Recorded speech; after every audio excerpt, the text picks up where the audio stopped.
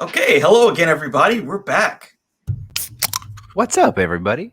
Yeah, it's so we're recording this before Christmas. So hope everyone has a fun Christmas experience this Merry year. Christmas, happy holidays, all of the above. It's been a wild ride, and I know it's only like 8 or 9 days before 2020 is over, but it just feels like I've got at least another month, right, before the Yeah, over. the other thing is, it's the year will be over, but I think this experience will only be over in the next. Because look, we've only been. It was in January. The two of us, me and Lucian, we were shooting a movie in Southern That California. is crazy to We were me. shooting That a is movie, crazy to me. and we were Yeah. on a set, and Mhm. then we looked down at our phone like, "Oh, Kobe died." It's like, Yeah. what? Yeah. No. I can tell that story. It was not necessarily that. It was we were shooting a scene and we I the set the art department girl was like, "Hey, Kobe Bryant died." And I was like, "That's fucking crazy. Let's not talk about this right now because we're shooting the scene because I knew you would have a reaction." And then the scene ends or whatever, and then you go to the living room to like set up the next thing, and then I just heard like, "What? What the fuck?" Yeah. Just from the other room, and I was like, I guess he found out about it. Well, I think the PA told me. So yeah, we were Yeah. in the bathroom shooting a scene, and we shoot the scene, and then yeah, I left. So it was spreading though. Like the entire time you guys were Yeah. doing takes, like people kept coming up and they're like, "Did you hear the news? Like, have you heard about this?" Oh yeah, yeah. I'm Yeah. kind of glad I wasn't privy to that, No. but yeah, once we were done with that scene, yeah, it just exploded. Yeah, Yeah. I wanted to make sure that that didn't get to you because I just wanted to get that. We were like, had we to. were in the zone. Yeah, yeah. But yeah. And that was relatively close to where we were, right? Yeah. I think so. I was in the north, but yeah. Anyway, yeah, it's just like how quickly the shit just went south, and that was like before any of us knew COVID was a thing. Yeah. and, Well, and then and even then, it was somebody else on the production was like, "Yeah, we're celebrating because it's Chinese New Year." It's like some people in China can't do Chinese New Year because there's this virus, and I was like, "Oh, that's interesting. There's a virus, huh?" And then, yeah, and then before not you know it, even a month later, it was just like, "Yeah, buckle up, Buttercup."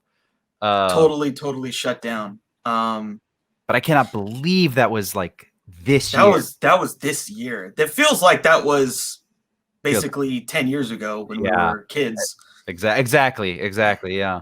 Yeah, the other day, Lucian and I were watching this sort of in between takes of us talking to. Basically, we're doing some casting sessions, and we're just talking, and we're like sharing food. It's like four of us in a room, in a casting room, doing a casting session. We're sharing food. Like one of the people who was helping us was like drinking someone else's drink. Yeah. And we're like laughing about, like, oh, people are crazy. Yeah, it was just like, don't worry, I have cooties, but it's fine. Ha ha ha Yeah. ha ha ha. Yeah, we'll probably never do that in the next 3 years or whatever. Yeah. I think you're right. Like, and that's not what this episode is about. We're not just going to talk about 2020 and like the pandemic. Yeah. I think whatever happens with the virus itself, I think the people's the general uneasiness of people, that's not going to go away for a while. The wearing masks and the kind of being uncomfortable shaking hands or hugging and stuff like that. Like, I don't think that general kind of anxiousness is going to go away anytime soon. Mm-hmm. So it's been a crazy year, and so then we started this podcast, and then we're doing all this other stuff, and so yeah, we're almost through this list. It's kind of crazy. Yeah, man. It's really epic. Yeah, so we're going into the 20s now.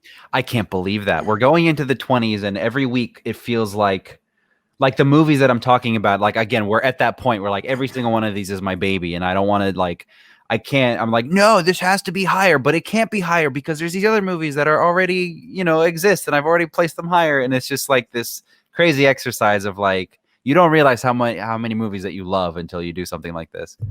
Yeah, totally. It's crazy. Yeah, so I guess for this week, you get to start off, things off for us. You don't want me to start. I will. Start the fires and kick the tires. I will, but it's not a fun. You know what? We've already set the tone for the episode, so I'm perfectly happy to start. I think I get. Sounds like we're both going to start with depressing movies. It's So maybe it's that's beyond depressing. It's pretty bad. Yeah. So let's do it. Let's get into it.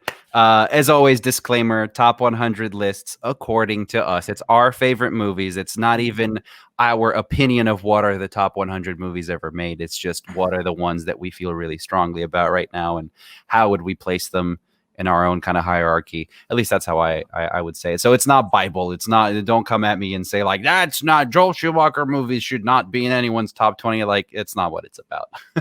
exactly. Yeah. Exactly. It's all subjective. It's all subjective, and we're just having fun. And honestly, some of the discussions we've been having have been really fun and illuminating, and we talk about a lot of other stuff. So we'll have timestamps for that stuff as well. But okay, Yeah. so you want me to start, huh? Yeah. Okay. My number 30 is a Gaspar Noé film, Irreversible. Oh boy. And you know what it's about. You know what I'm about. You know why probably this movie is so high up my list, because I think out of my entire list, this is for sure the most like depraved, fucked up movie. I think out of all of them, this is as extreme as I was willing to get with this list. But it's not like because I like extreme cinema and that's fine. But this movie transcends that kind of, because like you have to be in a certain mode, in a certain mood, to watch these kinds of movies, right? It's not like I would put this right next to like The Godfather or something, but I will because Yeah. because I really love this movie. I love the craft of this movie. I love the insanity of it. I love the story behind it of him like doing cocaine in the like BDSM gay sex club and then like not being able to use his hands. Like there is so much shit going on with this movie. Like this guy was the director, he was so crazy and he was so exhausted that he started doing bumps of cocaine to keep going, and then eventually like his nervous system shut down on him, and there's all these crazy stories about this movie being made. But basically, okay, so what is Irreversible about? It's very interesting. Structure wise, on paper, it's a very simple premise. Again, it's these two Parisian lovers. Basically, they're just boyfriend and girlfriend, and they go out to a party one night, and bad things happen, and that's pretty much it. But what makes this movie interesting is the way that it's told, and I think like Christopher Nolan would probably be a huge fan of this movie. It just in the way that it tells its story, because it opens up with, so not even to talk about the kind of atmosphere that this movie creates with there's a very deliberate like low drone sound effect that goes on for about 30 minutes on the movie's track. The movie soundtrack, it like never stops, and it's one continuous flow because the movie plays backwards. And it doesn't play backwards in the way that like Tenet plays its scenes literally backwards. It's kind of like a Memento thing where the events of the film unfold backwards. So it starts, basically we open up on these two guys, this like 50-year-old overweight obese man, completely naked, sitting on a bed with his dick out, and another guy in the corner, and they're just talking about like, oh, that was some crazy shit, wasn't it? And you're just like, what am I looking at? Why is it lit like this? Why is it so dirty? Why is the sound just droning? Like, what the fuck? And then we go into this crazy, like the camera's like turning around and it's dark and there's all this like house music and it's just a bunch of, again, you're like in a BDSM gay sex club and you're like, what is happening? And then slowly main characters begin to be introduced, but they're introduced by literally smashing someone's face in with a fire extinguisher.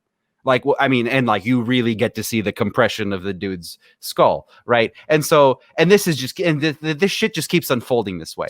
And so eventually you realize that you are watching events unfolding backwards based on how people are talking about it. And so the movie, the first kind of act of the movie is the main character played by Vincent Cassel, because this is a French movie, who is an incredible actor. Basically, he's just savaging these human beings. I mean, he is like the level of violence and just visceral hatred that you feel that he has for these people that he's beating is like unparalleled. You're just like, holy, like there can't be anything like the level of pure evil that has to bring something like this about.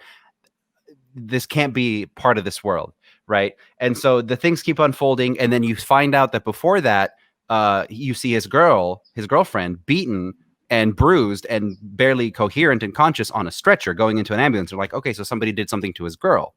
Okay, I guess I can see that justification. And then the movie keeps playing and it unfolds more. And then at around the midpoint of this movie, there is like a 10 minute, 10 to 15 minute uninterrupted single take of a beating and a rape happening to his girlfriend in an underpass.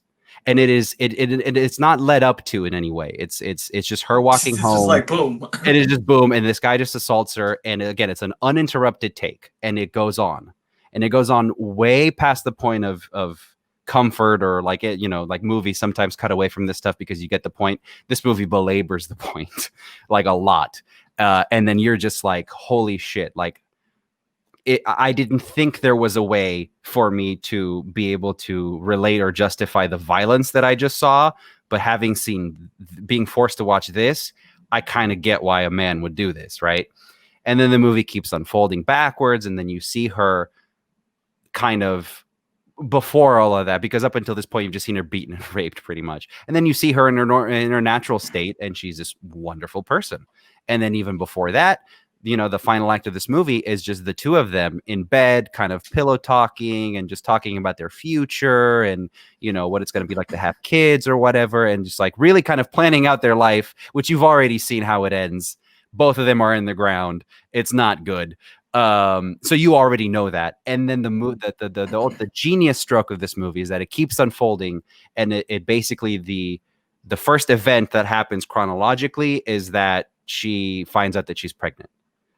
So that's the ending of the film. But the story is that so it keeps adding it just keeps adding things like that to just make you realize how fucking horrific the stuff that you've already seen is, and it's enhanced by every single scene. And so that's why I love this movie so much. Is not just because of the extreme elements of it, because it is an extreme movie. I mean, this movie is like This is way beyond like unrated director's cut or whatever. Like Gaspar Noé, I mean, if you know anything about him, like he's known for just going there. But I just love the structure of the film, and the way that it's just really interesting to me that it's able to, by playing you the event in reverse order, it's somehow able to still raise the stakes like a normal film would.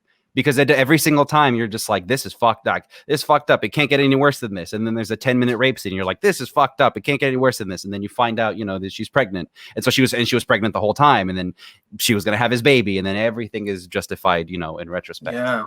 I love that structure of it. I love the way it's shot. It's very, I mean, there's a lot to talk about this movie, but basically, it's a very interesting film, and I think it's worth talking about more than just like, it's one of those extreme cinema films that like, you want to get into, you want to watch this, you want to watch a Serbian film, and you want to watch Cannibal Holocaust. It's like I think it's a lot more artful than that.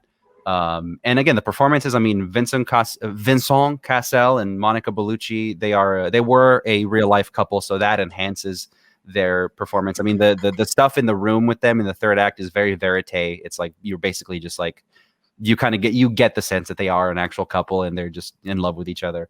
So yeah, it's just a great fucking movie. Yeah, this guy, the director, he's done some interesting stuff. I haven't seen this film yet. I saw the one about like the people who are the dancers that get drugged. I saw that movie. Oh, that movie sucks. Was interesting. Yeah, it's like a one take kind of climax. Some craziness. Yeah. Not his best movie. Yeah. But he gets a lot of play. A lot of people talk about him. Talk about this film. Talk about a whole bunch of his films. This film is a masterpiece. Like it really is. Like there's a reason that people keep talking about him, is because I mean he kept raising he kept trying to push the envelope, which is kind of annoying, right? He made a movie a couple years ago that debuted at Cannes that like pissed off everybody because he was like really gung ho about unsimulated sex, and it just turns out to be like half of it is just a porno. And I like that movie fine, but like he just keeps trying to do these things. I think Irreversible is like where that him pushing the envelope and showing you these things meets kind of a thematic point. And so that's why I for sure this is his best movie, and I think everybody should. I mean, if you're up for it and you have the stomach for it and you don't have any kind of, you're not sensitive to any of this stuff, then it's definitely like one of the better movies. Yeah, because like that scene gets talked about, like the scene where she gets assaulted, like that. People know about that without ever knowing anything Without about the knowing film. anything about this movie. Yeah, correct. And you would think, like, I feel like the perception of the film is sort of, like, Right. yeah, Yeah. yeah, or like the thing that came to my mind was like Salo, like that Mm-hmm. film. Sallo's another one. Yeah. Even though, yeah, again, that one did have a message too, like a thematic purpose for all this torture and craziness and Yeah. horror. Yeah. Yeah. Yeah. Yeah, so that's definitely like this kind of stuff is something that I haven't really dived into as much. I haven't Right. seen like the Solos or like the Reversibles, or Mm-hmm. I've seen kind of Holocaust. I didn't really like that. Yeah, I don't really like it either. I think again, but there's a Yeah, delineation. I think there's the ones that are just extreme for the sake of being extreme. Like there's another movie I'm forgetting the title of, something about Christ, where it's just it's fucked up. I don't remember. It's like a early '90s kind of a really. It's another one of these basically. So there are those movies that are just like in it to just shock you, and just not even to shock you, but to just like kind of disrespect the piss on the medium almost. hmm But then there's the ones that are really well constructed as a film. Like this is something that is just as well thought out, in my opinion, as like a Kubrick, as like yeah. a Clockwork Orange type of thing. Where like, yes, we're trying to shock you, but we also have a point. There's a purpose. Yeah, Yeah, yeah. It's like there's a thematic kind of through line, and it's gonna have a payoff. yeah, That's like not just like, oh hey, look, here's let me see how, it's almost like, for some of these films, like, oh, what's the Guinness Book of World Records for most people killed, most exactly. horrifying scenes, most Yeah, like most people legs walking out chopped of the off. theaters. Most, yeah, yeah, yeah. It's like, okay, cool, you got us, but like, what's the reason? What's the Hmm. Hmm. purpose? Hmm. You got to have a purpose with it. Yeah, yeah, yeah, yeah. This movie definitely has a purpose, and it's yeah, because there's that, and sometimes you just want the subcategory of, you just want the black metal. Basically, you don't even care what they're saying; you just want to hear the ah, and you're fine with it. But I think this is a really interesting balance of the two, and I love Yeah. this movie. It's so like it's so steeped in that like early 2000s like grime that like a lot of movies had. Like I'm thinking of like Narc, for example, or like other movies like that, where like it is very uniquely grimy and dirty. And I love the aesthetics of this film almost as much as I love the way that it's told. Like it is a very interesting shot film and everything. So it's obviously it's constructed well. So yeah. Yeah. Cool. All right, Irreversible. That's a way to start, man. Hey, you asked. I delivered. That's a way to start. Okay, so my film, so this is an interesting film. So I saw this like back in the day. I was at DVC or whatever. This was like 2000, probably, yeah, like 2006 or 7 or 8. What's interesting about this film is that I was just looking it up. It's the number 2 film of all time on the top 250 for Letterboxd. So this is a very highly rated film amongst like the Wow. the like, I guess, the cinephile Yeah, yeah, online yeah. types. So Mhm, this mhm. movie is Come and See from 1985, directed by Elim Kilimov. So this is a fucking crazy movie. Uh, this film is pretty much the distilled idea of the horrors that were experienced by Russians during World War II. So Yes, yeah, I and it know this just movie. I think Yeah. it just had a Criterion release, and they were going to do a 4K like kind of roadshow Hmm. in theaters. I mean, obviously, COVID fucked that up. Yeah. But this movie is something else. This movie is really, really something else. And it's just about this guy. He lives in this village. He's a Russian guy. It's like Belarusia, and Mhm, the Germans come. The Germans come and they start doing what they do, killing people. mhm. So he flees into the forest and he meets this girl and he joins the resistance. And then they start getting massacred by Germans. And it is not, the what we come to think. This stuff is like, I don't know if there's any movie that really sells the horror of war as well as this. I feel like this is the one that really, from almost like a horror movie perspective, Mhm, just mhm. showing you the terror, showing you the horror, showing you Yeah. the destruction, the death, the fear. And even small, so like there's this scene where they catch him, right, the Germans, and there's a scene where they're just like a couple of German soldiers are just fucking around, and they're like making him dance and like doing stuff, and they have a gun to his head. And yeah, the acting is so good too. The acting in this movie is incredible, and they just sell every one of these moments as being truly like, I could die here in a horrible way, and is the and there's like no justice in the universe. It's like the Germans came, they killed everyone, and oh well, that's it. You're just been wiped from history. This film too, like, it really has some of the most incredible cinematic moments I've seen too in a film. Like, there's one particular scene at the very end of the film. I won't give away too much, but it's one of the most kind of poignant cinematic, but also kind of thematic things in terms of war. Like, basically, it's sort of like, would you kill an innocent person to end war? Mm-hmm. And they kind of play that out with Hitler in a way that's very interesting, Hmm. very, very interesting and cinematic. So yeah, the other thing too, I was reading about the film, and like the title actually comes from, I think it's like basically the Greek translation on the Bible of when like the four horsemen of the apocalypse like wreak havoc. And what they do is they say, "Come and see what we've done." Mm-hmm. So it's like saying, "See the destruction that has been wrought. Mm-hmm. Look at it. Look upon our destruction." It's yeah, and this film, it's so amazing. It's so incredible that someone made this thing. It got censored a lot when it came out in Russia. They fucking nuked this thing into the ground, and then basically it's sort of been rediscovered as late, and it got a Criterion release, and now it's really, really popular, at least in the cinephile circles. Mm-hmm. But yeah, I remember at the time seeing it, just being like totally blown away by this movie. Totally, just like it's there's so much incredible cinema, but also like the feeling of dread and despair and sorrow and horror you get from this film. It's unbelievable. Yeah, I've definitely heard about this movie. I think because of the censorship aspect, because like you don't make Russian movies in the 80s. Like, that just doesn't happen. Well, I feel like I would know about them, and it's like, yeah, they do get buried by the party or whatever. Mm-hmm. And this is one of those stories of like a film being rediscovered. So I have heard of it, but I love the idea that you're selling me on, and I wish more films did this, of like war films in particular. Like, you can have your Saving Private Ryans that you have the triumphant kind of spirit of it, but I love the idea of a war movie leveraging the horror aspect of it being, of war being horrifying. I love the idea of making a horror film that's not about spirits or monsters or whatever, that is just kind of placing you in that space, and it becomes a horror movie kind of because of the setting, not like, because it's constructed in a certain way. Like, I love that idea. Yeah, and I really feel like that was basically his take on it. Mm-hmm. It was like, the Germans are the horror element. Monster, yeah. And then they just, there's some really fucked up shit in this movie. I love it.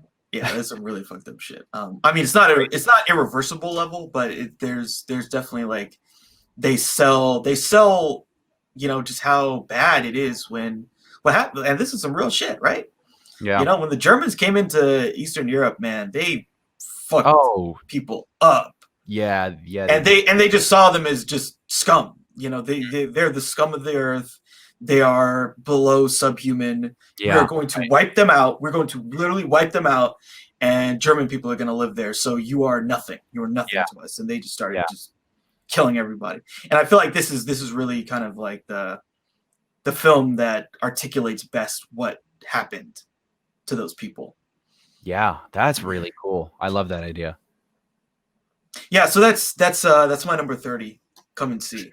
Crazy movie. We're both starting out really strong this week.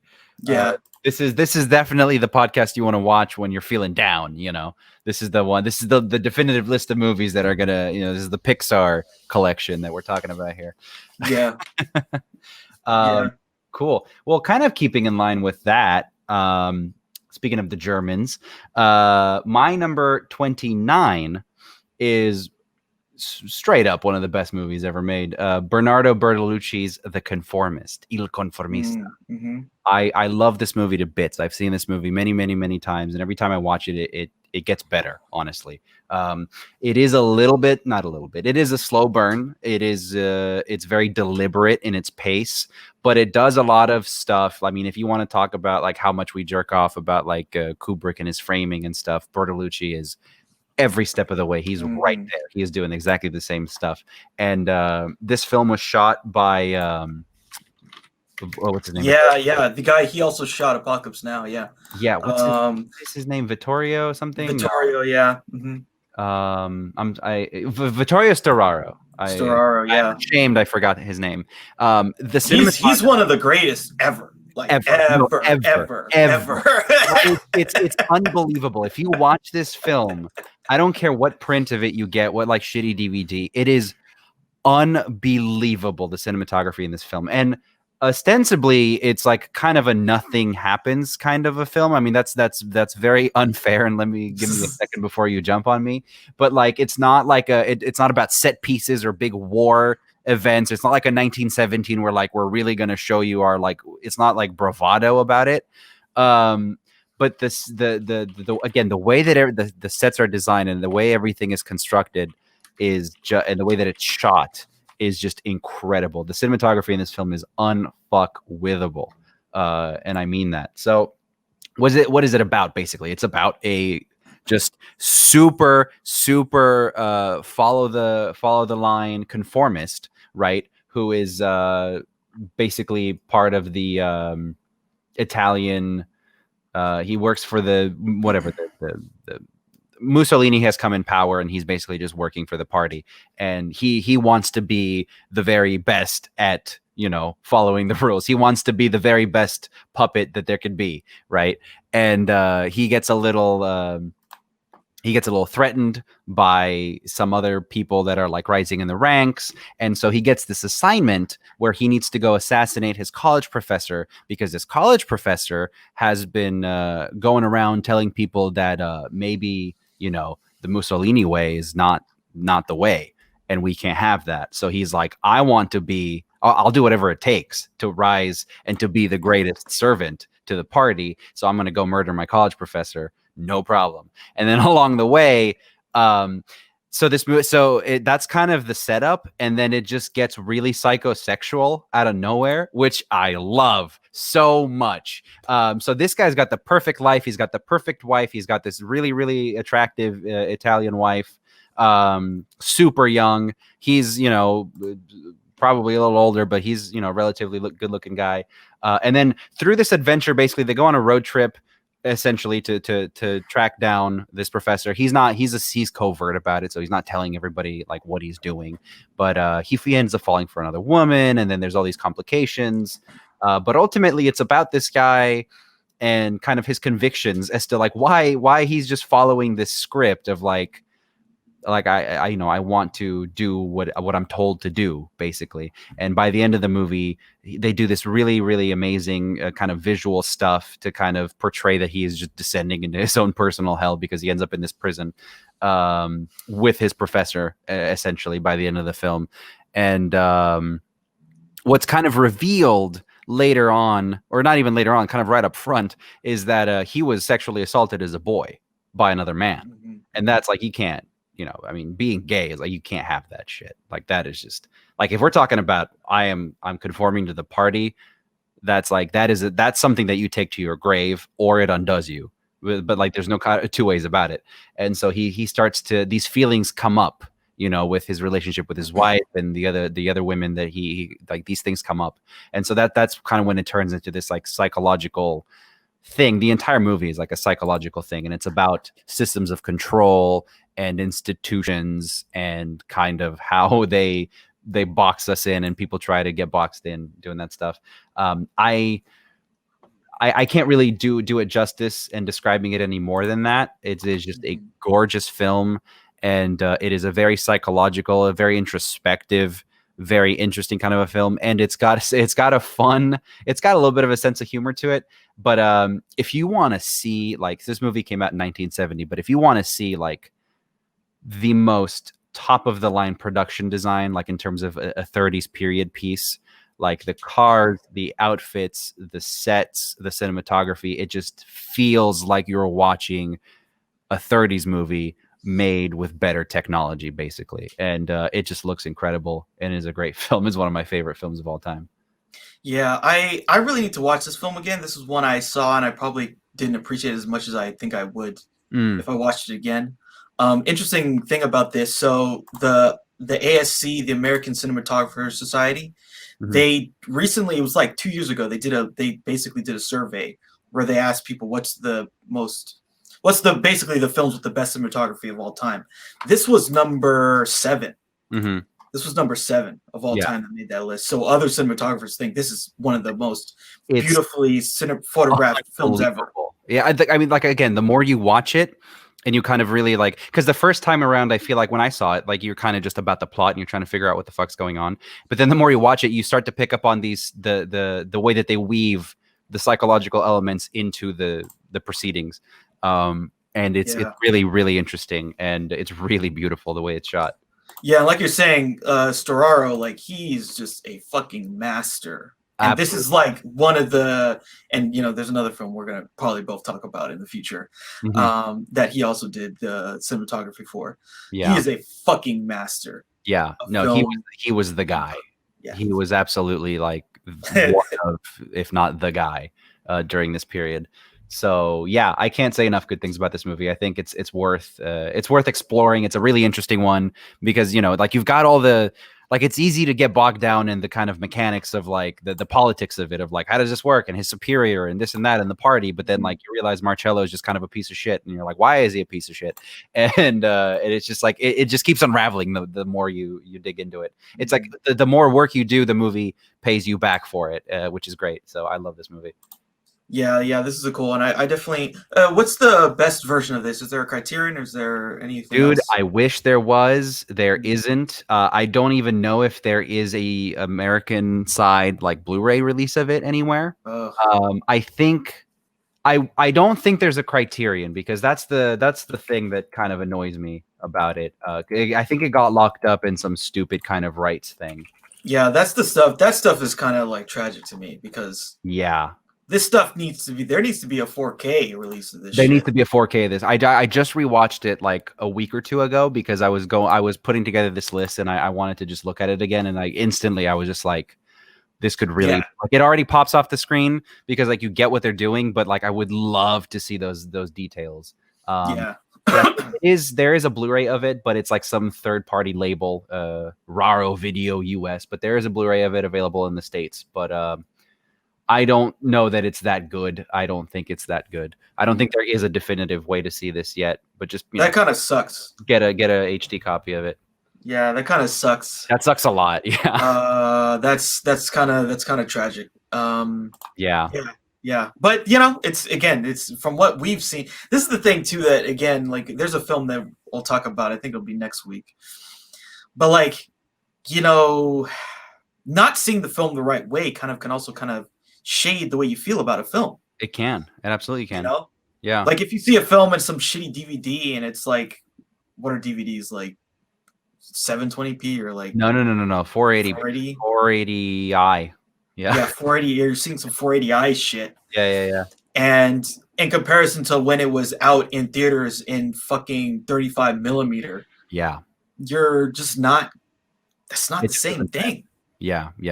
That's not the same thing at all. Yeah, I don't. But from what we can see, these Yeah. films are still masterpieces. Absolutely. Yeah. I mean, it annoys me, I mean, a lot because as a collector especially, but I think yeah, I mean, in this particular case, it's strong enough that the whatever transfers out there is fine, but I can't imagine what a criterion or like a 4K restoration of this would look like. I think it would reignite the conversation and it would make I think we're distanced enough because for a while there, it wasn't cool to say good things about Bertolucci because of some of the stuff that he got involved with. But he's since passed, which I think is a detriment. All things told, but I think it's like if people were to see this, like if a Criterion came out, like they would absolutely reunite the conversation around this film because it's probably. I mean, he has a couple, but like this is probably one of his best films. Yeah, this is definitely a lot of people talk about like you must see this film. Right. Exactly. You Yeah. must like this is must viewing.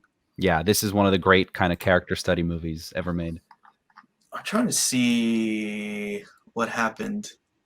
Okay, so in 2011 they commissioned a 2K some Italian film archive commissioned a 2K restoration supervised by Storaro, which Okay. was screened at Cannes in 2011.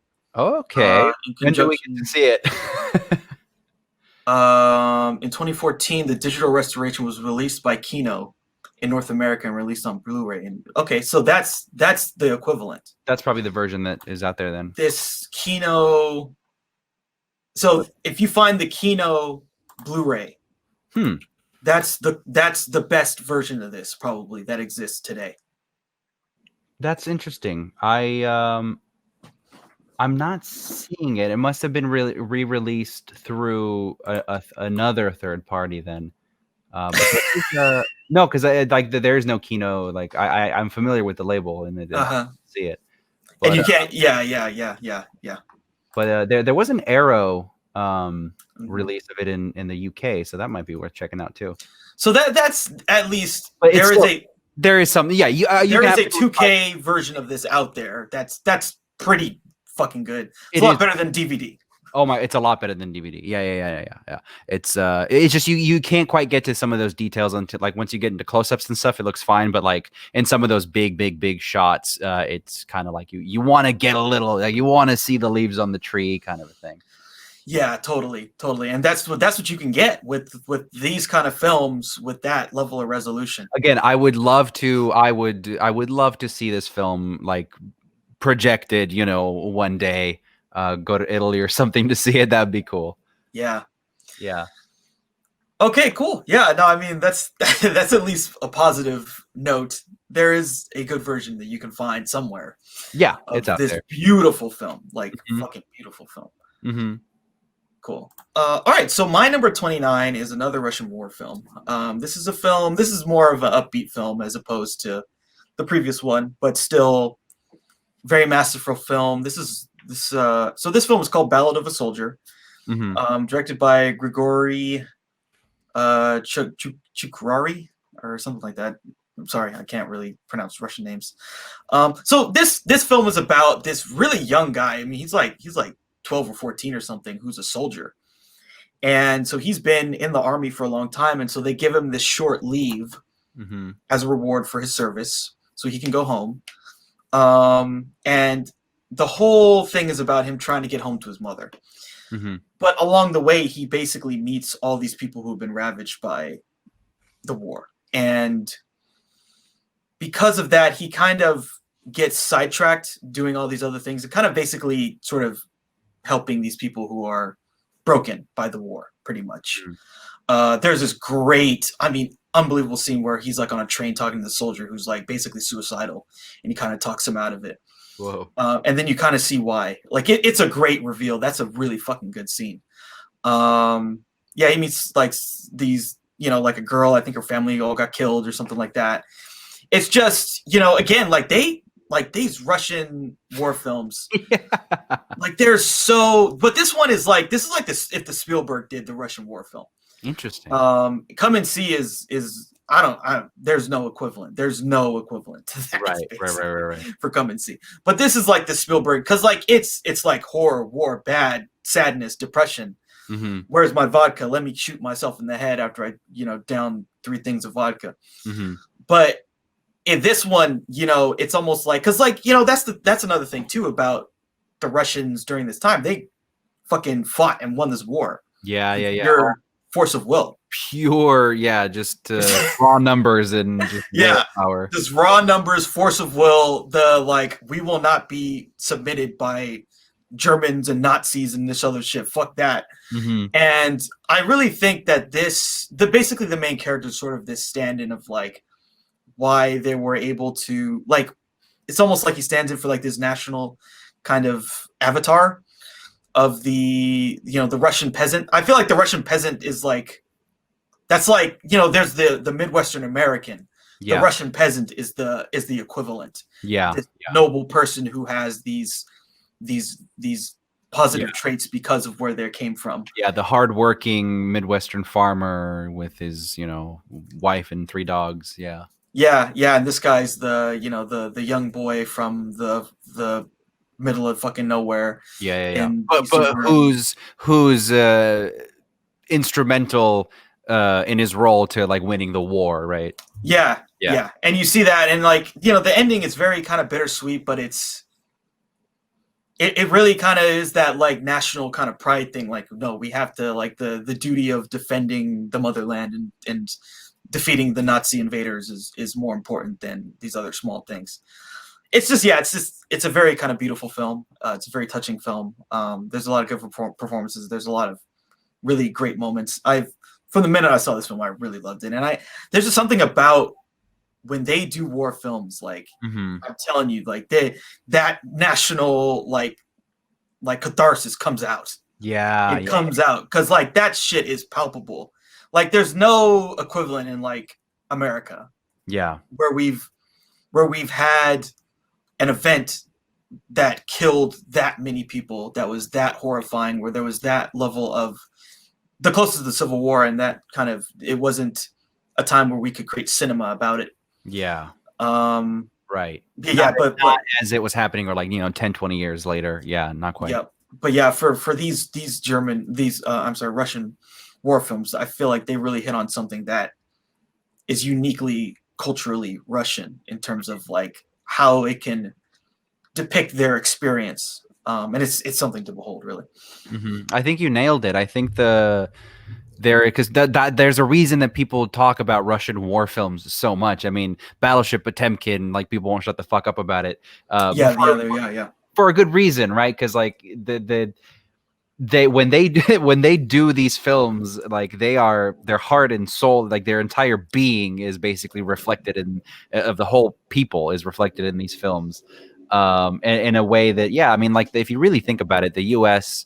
Pearl Harbor was a thing, and there's plenty of those movies, but like the U.S. kind of machine, the dream factory of Hollywood has always been kind of like it's got to have a beginning, middle, and end, and then eventually it's got to have this like some kind of a uplifting or some kind of a moral at the end of it.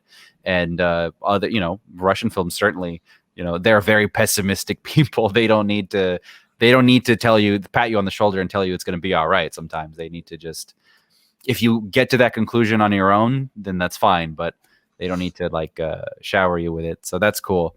And I feel like, I don't know, maybe this is just me thinking while you were talking about it, but like I think maybe the only kind of because like, yeah, we don't have that many movies about Civil War that are like that cathartic. I feel like the only ones that really kind of broke through are like Vietnam movies. Vietnam, you're right. I think Vietnam is like the if you had to come up with some kind of a counterpoint to these Russian war films, like those are the closest ones where like America genuinely feels bad about a war, and like you can see that in every single movie about it. Yeah, totally. And yeah, that kind of makes me think of like sort of the end of Full Metal Jacket, the aimlessness of that shot where they're going this way, they're going that way. Yeah, it's just aimless. Even though, yeah, again, that's sort of which is kind of funny, right? Because it's like, what's the Vietnam War thing? It's like, oh, these people are dying for no reason. And we're sending them off to die in this war, and it's like, what are we fighting for? And people are kind of confused, and it's these young people, these fucking kids are like fighting these wars. Yeah, for them it's like the kid was the person who had their village invaded and their mom got killed. It happened to them. Yeah, for sure. But yeah, the Vietnam is a good example. It's a very good example. Because like that was definitely a moment in where it just shattered, right? This whole idea shattered. Like there was a revolt. People got rid of the draft. People were rioting. People Well, were, right. And you know, in film, I mean, we keep talking about this period of the late 60s, early 70s where like the film broke as well, where like yes, fuck the studio system, fuck the code, we're gonna make movies and we're gonna say fuck and we're gonna show yep, weed and we're gonna go to, and then you have all of the crazy people. You got the Coppolas going out there and the Oliver Stones going back out there and being like, I'm gonna show you what the fuck this war was about. Which is nice. But yeah, these Russian films, man, you can't fuck with them. they're crazy. And I just saw another one this year, The Ascent, which was another film that I think is getting a Criterion release like next year. It's very early January. It's getting a Criterion release. That's another film. It's like, dude, like, no, there is something in the water. Yeah. These things don't come out of, it's not like they come out of nowhere. Like there's like 5 or 6 that, and there's ones that I really, really like that didn't even make my list. There's like one's like Fate of a Man, which is just this guy. It's basically this guy. He's like a truck driver. And it's him driving a truck, and all of them are just so crazy because they had so much to draw on, like those stories. Yeah, it was a cataclysmic event. Yeah, literally world ending. So for them, like this stuff is so palpable in the culture that there's just tons of stories about horror and war, and they all kind of get to the same thing in a different way, which is just the absolute just bleakness of what war can do to people.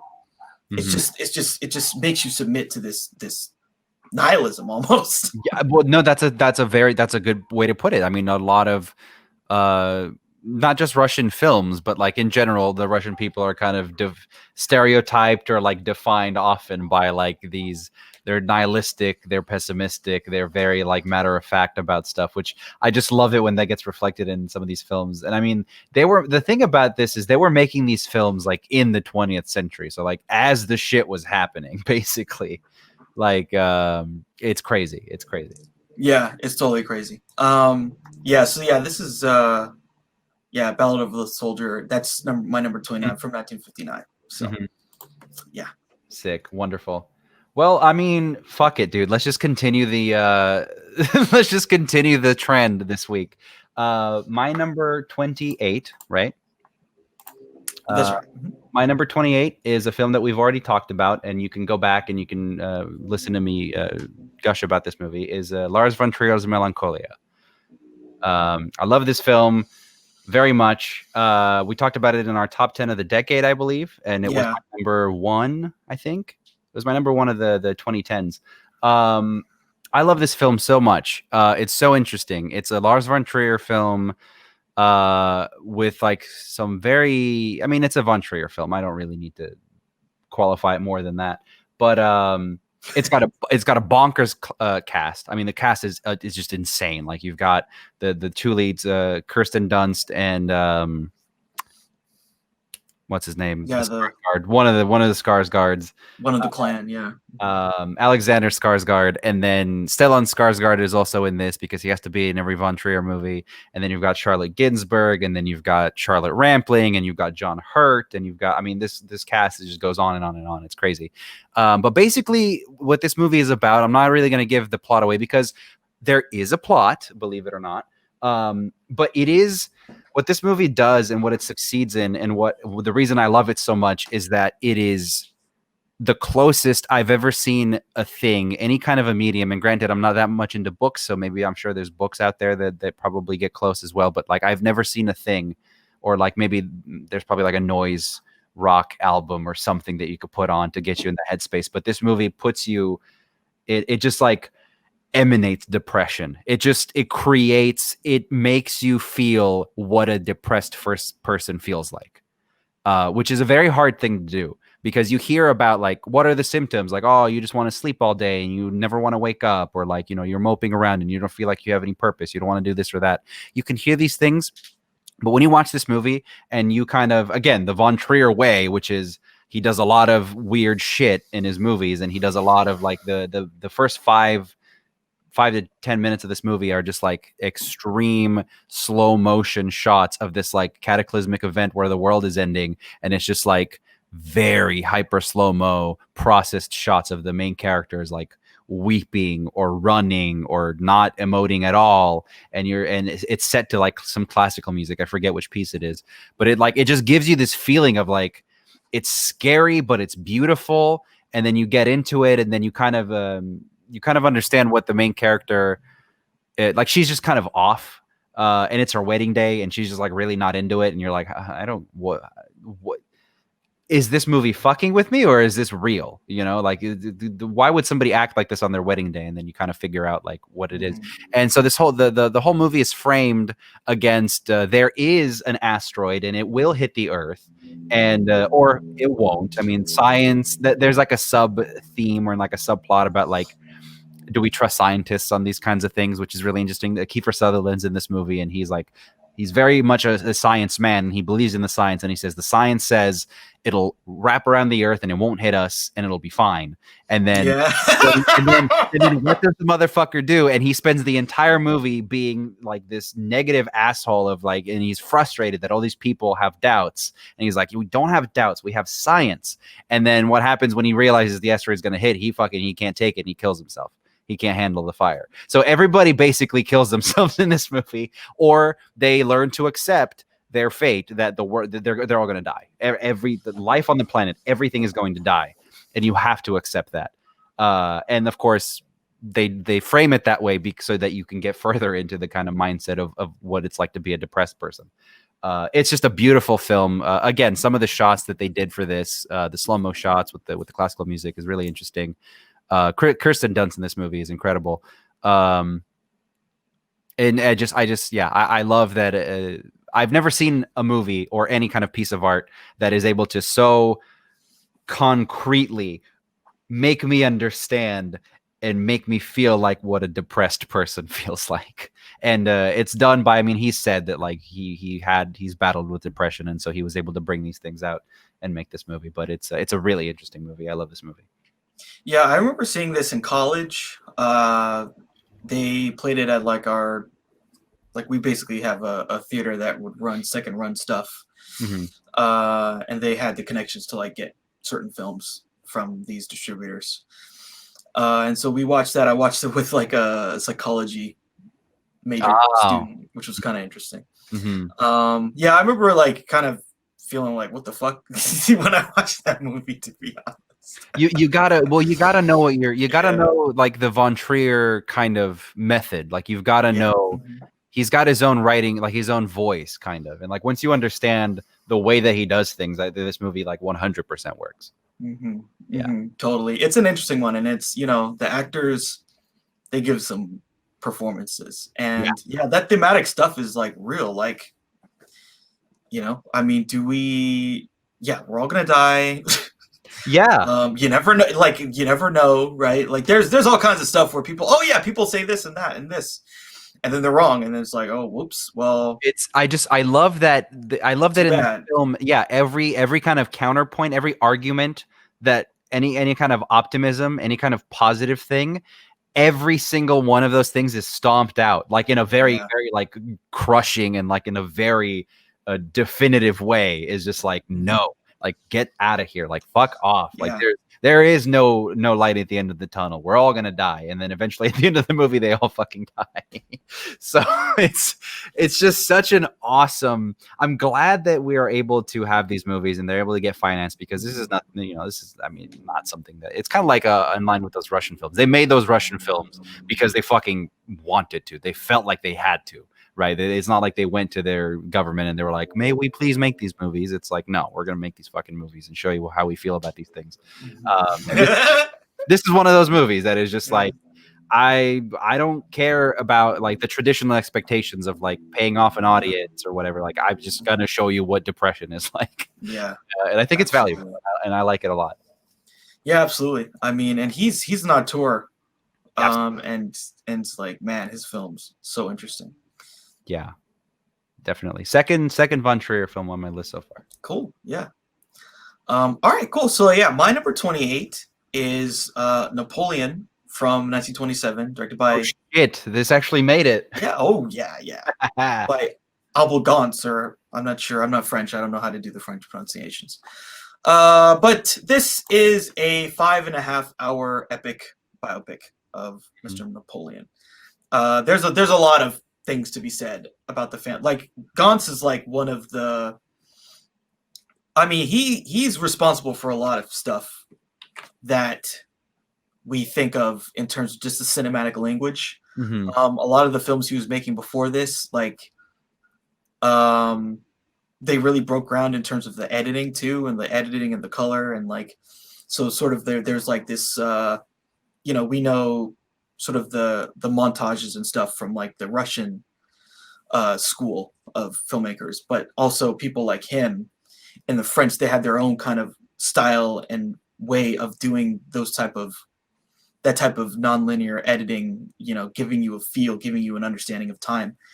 And he just does everything, basically everything he's ever tried to do built up into this film to create this crazy 5 hour epic, incredible extravaganza that ends with this basically the biggest frame in Right. cinema history. Yeah. Where you took 3 fucking cameras and shot this invasion of Italy scene. I again, I think we talked about this before. I had the pleasure of seeing this film in Oakland, like the whole thing. Mm-hmm. Basically the equivalent of like, seeing like an opera or some shit like that. Like it was a whole day affair. Like we came in at like 10 or 12, watched one part, there was a break, watched another part, had a 2 hour dinner break, then watched the end. I love that experience. Yeah. Yeah. And like people were dressed up, people were like dressed in the kind of like in the period or whatever. Or like, wait, really? For real, yeah. Some interesting period? Yeah, some interesting conversations. Some like French. There's a lot of French people in the Bay Area, apparently, from what I understand. Like to the point where there are places where you could send someone and they would, like, there would be people who would like French would be the only language they really or spoke at home and at school. Plus, like, it would be like a French and English school. Anyway, but so yeah, like there was a lot of those people, and they were just like really into watching this film. So it's a cool experience. Like that's something you just do not get anymore. Correct. In cinema, it's like it's 2 hours. If it's longer than that, the studio gets mad, so they're going to try and cut it because they're like, oh, well, if it's more than 2 hours and 15 minutes, that cuts the number of times it'll play at a multiplex by 10, and that costs us X. So no, that's bad. Mm-hmm. But this was back in the day when a film was a whole experience, like for a day. Mm-hmm.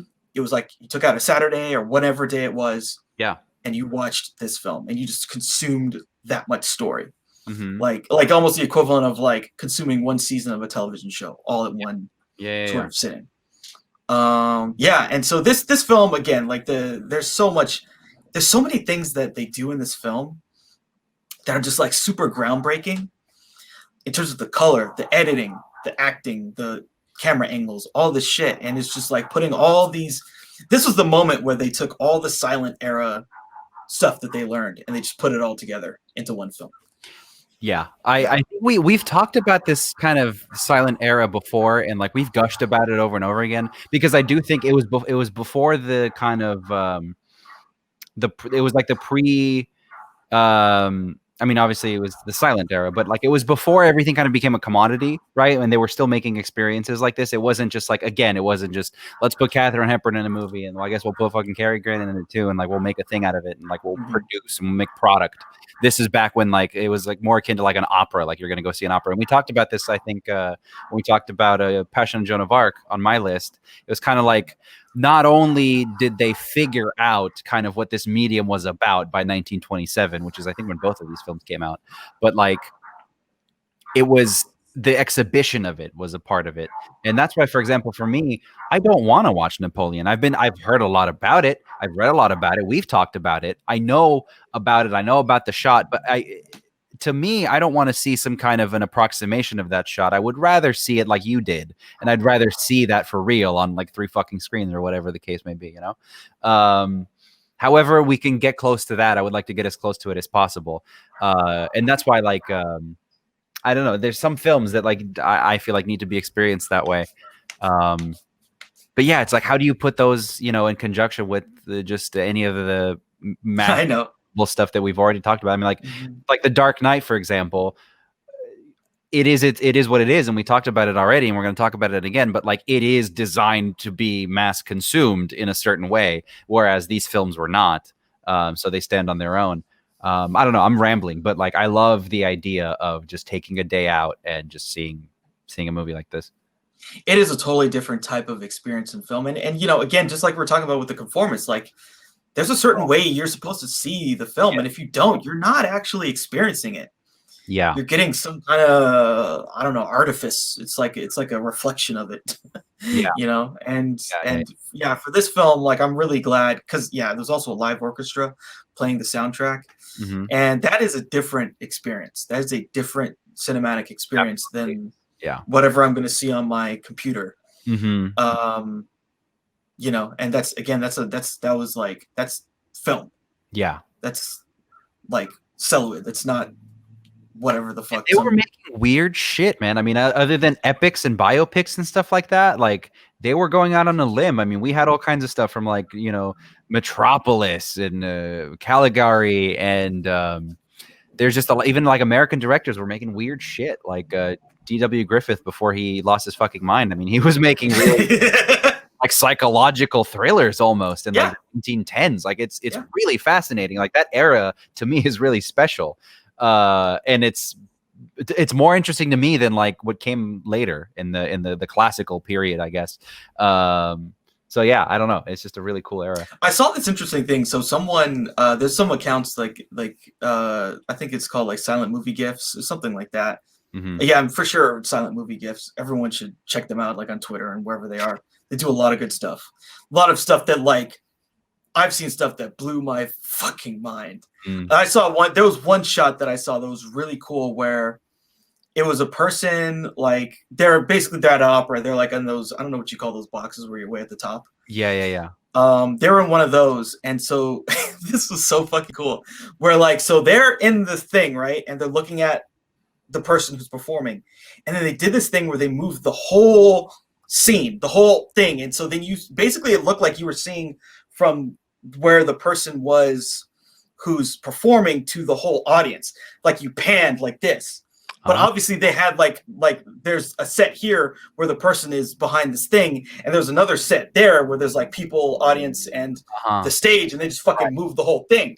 But the visual way it looked was like you saw someone panning across a whole auditorium of a play. It was blew my fucking mind. That's crazy. But that's the kind of shit that they came up with because it's all purely visual. Yeah, it's all purely visual. Like we haven't even talked about like George Méliès stuff. Like they just purely just inventing shit, and it's not like they didn't have monitors. They weren't like able to play it back and see if it looked cool. They had a way to calculate a way that a shot would turn out and stuff like that. So yeah, like, and the ingenuity, the idea of Napoleon being like, yeah, we're gonna fucking shoot on like 3 cameras and we're gonna make it one strip. Like it's crazy. Yeah, but yeah, so he had posted like this list of like, it was like a bunch of the critics at the time, their top 10 lists from like 1925 or something like that. Yeah, and it was very interesting to see. But like a lot of the films you're talking about, like these weird kind of D.W. Griffith kind of almost like a thriller of the era were like on the list. The one I forget who the actress was, who he always collaborated with. Lillian Gish. Yeah, Lillian Gish. Some of these Lillian Gish movies. Yeah. That are just like, you know, the dramas or whatever. Yeah. So yeah, there was definitely some very interesting stuff being made, and like again, like we were saying, people didn't really see it as art. Yeah. This is another film where like half they just did a run and they're like, okay, let's burn it. And they burned half the fucking and it took us forever to restore it, you know, found something in a salt mine or found something down a shaft. What's the story with Napoleon? Has that always been preserved, or no, it was Let me see. Because that's a huge. I mean, that's a lot of reels. That's a lot of film to. Yeah, there's actually a lot of stuff. Let's just call it historical stuff. And what's kind of funny is, so like the school I went to, one of our professors was like a very, like, this is his thing, film history. Mm-hmm. Like he's one of the experts. And so he was talking about, like, basically there's some other kind of film historians who have different takes about why what happened to this film happened, and they all get into arguments, and it's basically there's much to do about the story of what happened to this film. Oh, okay. You know, like after, you know, it was released, and then parts of it were discarded or burned, and there are different versions. There's an American version, there's a version in you know, in France, and then they basically had to take different parts of it and splice them together to figure out what is the closest to what is, you know, the actual thing that people saw when it came out. Yeah, like there's this is crazy. There are, wow, it looks like over a dozen different versions of the film that exist. Wow. In different, yeah. So I get it. So it's like a whole effort of figuring out, like, we have the pieces, and like how the fuck do we put it together? Yeah, so so the original, so there's one version, a Paris opera, 250 minutes. There's a definitive edition from 1927 that's 562 minutes. Jesus Christ. And then there was a UFA version that was 180 minutes. This is still 1927. And then there's like another, they split it into two parts, but the total was 250. These are all playing at the same time. Right? Yeah. And then you go into later, and there's like a black and white version, just black and white. That's like from the 50s. And then in the 70s, they recreated a 20 frame per second, 4-hour version of this film. Wow. And so at this point, we've lost like an hour of the film, right? Yeah, right. At this point in time, there's just like an hour. Where is it? Who knows? Mm-hmm. And then over time, there's different restorations that bring us closer to what played in 1927. There's a Coppola restoration. So the guy, I think his name's Kevin Brownlow. He was the one who's really championed this film, and he's been the one trying to restore it. And the restoration that we have now is from his work and other people's work, other scholars and other basically film archives, right. That are just scouring the fucking earth to find some random piece of a minute so they could put it in and say, oh my God, we got another minute of this thing. Yeah. So there's a lot of, and so basically the DVD version, Blu-ray version now. There's a Blu-ray. Cool. Yeah, they released it. It says here, 2016, they created like a DCP of a 5.5-hour version. That's awesome. So, but yeah, I mean, for a long time, years, but we got there. For a long time, it was gone, right? Yeah. For a long time, this movie was a myth. It's like the Lord of the Rings or some shit. Like, yeah. I heard there was this film, this 5-hour film. Does it? No, it's not. Mm-hmm. Yeah, it's a very interesting kind of, just like the history of it. Yeah, because you could tell a whole story just on the restoration of this the history of the restorations. I got to see it. So the San Francisco Silent Film Festival in July 2011, they ran this thing where they were playing it, and then they played it in Oakland at the Fox Theater. I know, is it the Fox? Yeah, I think it was the Fox Oakland. They played it there. That's where I got to see it. That's awesome. Yeah, I've been there. Yeah, no, I'm sorry, it was the Paramount. So they played it at the Paramount between March 24th and April 1st of 2012. That's when I got to see it, and that was the 5.5-hour version, scored and arranged by Carl Davis and a 46 Peaks Oakland East Bay Symphony. So I got to see that. Yeah. Yeah. one of the greatest cinematic like experiences I've ever had. And that's got to be, yeah, and that is, it's such a blessing. That's got to be one of the definitive way to see this fucking movie. If we can't get a time machine to go to France and see it, Yes. then this is the closest you could get, and I'm glad you got to experience that. Yeah. Yeah. This movie it's something else. You know, I feel like when we talked about Gone with the Wind, we talked about this. It's an artifact of a time that is kind of gone now. But when you kind of go back and experience that again, it's like wow. You know, it's incredible. It's just incredible. Yeah, I mean, it's really cool. I mean, it's not like you can. I guess technically you could go see a Greek play, right? Like I'm sure you could find some kind of fucking company that is that is doing those, and they're doing them originally with the way that the actors were and stuff. But like, you can't really replicate the feeling of being in that public square, right, with all of those people and, you know, people throwing apples and shit at the stage. Like, you can't really replicate that. And I think the closest we can get, like with film, I think, is because it's a pre-recorded medium. We are able to kind of keep bringing it back, like propping up the corpse and bringing in the orchestra and like kind of breathing life into it for like one or two more engagements. I love that we can do that with it, and we can sort of put ourselves in that mind frame of like, what would it be like to watch this in the 20s? It's cool that we can do that because we have that like shared history of humanity, right? But like, it's impossible to understand what it was like because of just our world is just so different. It's just so hyperactive. So yeah, it's cool that we can do that with some films. Yeah, it is. Yeah, I feel like, man, the cinephiles got to band together. We got to protect. Yeah, right.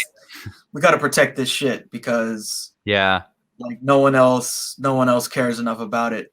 That's also true. That's also true. It's part of the. I didn't want to get into this like long discussion about it, but like it's part of the kind of commodification and the making of like, you know, yes, okay, films are a product now, but you've seen so many and you've seen things that are like basically at this point, if you watch an Avengers movie, you're watching 100 years of film history play out, but you're not aware of it, but you're taking it in subconsciously. So then when you go back and you watch a movie from the 80s, you're like, I've seen this done better. But it's only because of those films and those films that those films inspired, and the rabbit hole goes on forever, that, you know, you're able to arrive to this like commonly kind of agreed upon language that we're in right now.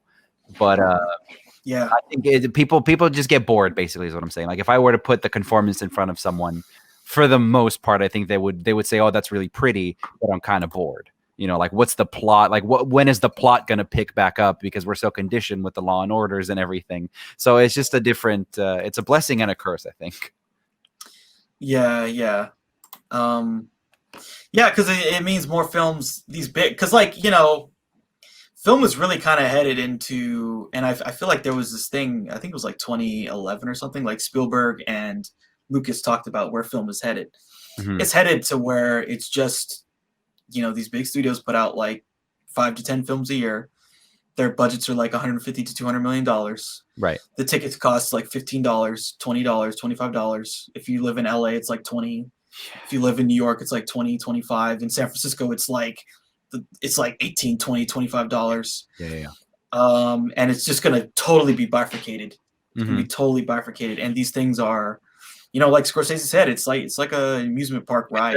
Yeah, right. Well, a quote that I really like was actually from one of the writers of the Transformers movies. I think it's like Aaron Kruger or something. And he was like, the way that we write these scripts is we write it. We are aware that we are making a Six Flags roller coaster. We're making a Six Flags attraction. So we write everything around that. We don't start with the character or a theme or a plot. We start with the getting you to that point of like, you're at that point where you're like going down the roller coaster. Like that's where we start. And then we build everything around that. So it's different. And I mean, like Quibi is an example of a thing that, you know, it's not just that films are, you know, bifurcated and like, okay, there's $200 million budgets and this and that, but like the audiences, like they got to a point where some fucking billionaire was like, clearly these people don't have any attention span, so we're going to give them 10-15 minute movies on their phones in portrait mode, shot for portrait mode, because these people just don't fucking care. They would rather watch a TikTok and, you know, or like a crappy YouTube video or something than watch a film with a story. Like they're just not, like the payoff is not good enough anymore. The dopamine hits too quickly on these other things. So it's just interesting, I guess. I don't know. Quibi is certainly like just the quintessential thing of our time. It's the logical conclusion to like everything we were just talking about. We go from a 5.5 hour orchestra Napoleon engagement to a 10-minute portrait mode movie on your phone. Yeah, like that is the logical endpoint, I think. Yeah, exactly. Yeah, how far we've come. So yeah, so that's, you know, we could talk a lot about it, but that's that's my number 28, Napoleon by Albert Gauntz. Sick. Well, yeah, we've livened it up a little bit, so let's liven it up a little bit more. Oh, it's gonna get more positive. Mine will. Yeah, mine. Oh, okay. Just wanted to turn on the lights before it gets too dark. You know, last time I was in the fucking black. It was totally dark. I was worried about that too. I'm thinking that my monitor is going to be lit here. I should probably turn on my lights, but whatever. Anyway, smash cut. Pow. Yeah. My number 27 is just one of the greats. And I mean, if you're talking about like a TV all-star and a movie that you can't pull away from, a movie that's going to be around forever, that is just entertainment value 11 out of 10. Number 27 is The Departed, baby. Oh, hell yeah. Martin Scorsese's The Departed. This is another one that comes close to the kind of fun factor of like a Wolf of Wall Street or something. It's like where he is a little more hyper active as a director, I feel like, than like he's a little less kind of reined back, and it's just it's a lot more active of a film. I don't know how to describe it, but it's just such a great fucking film. It's so much fun. It's the are you a co-op? I'm not a co-op. It's that whole meme. Because I'm not a fucking co-op. I'm not a fucking co-op. I know what you want. I know what you're not. You're not a fucking co-op. Dude, I just love it. So quotable. This movie is so quotable. Dude. Oh yeah. And I think this movie doesn't necessarily fall apart, but it is like the reason that it is as highly regarded as it is because they put Jack Nicholson in there, and they allowed him, because like Jack Nicholson at this point, he'd been making those fucking. Dude, this is it. This is basically it for him. This was the last thing basically he ever did. This is right. But before this point, he was doing what? He did like some About Schmidt, and he was doing those what's her name? Nancy Nancy Myers? The Nancy Myers movies, I think. So like just kind of like the old man roles, kind of. And he was successful at it. But to me, the reason I love this movie so much, I mean, I love this movie for a lot of reasons. I think it's a perfect movie for what it is. But it's that they brought in Jack Nicholson and they just told him to play 70s Nicholson. They just told him, just don't rein it in. This is not about your emotions. This is not about trying to be a respected, like, oh, look how far he's matured. This is not about that. We want you to go fucking crazy. You want to write in a thing where you're doing coke off someone's ass? We're putting that in the movie, Dude, he's so funny. And then there's that scene where he's talking to Leo. It's like, man, I got a rat in teeth and fucking rat. And he does these express. Like, that shit is so funny.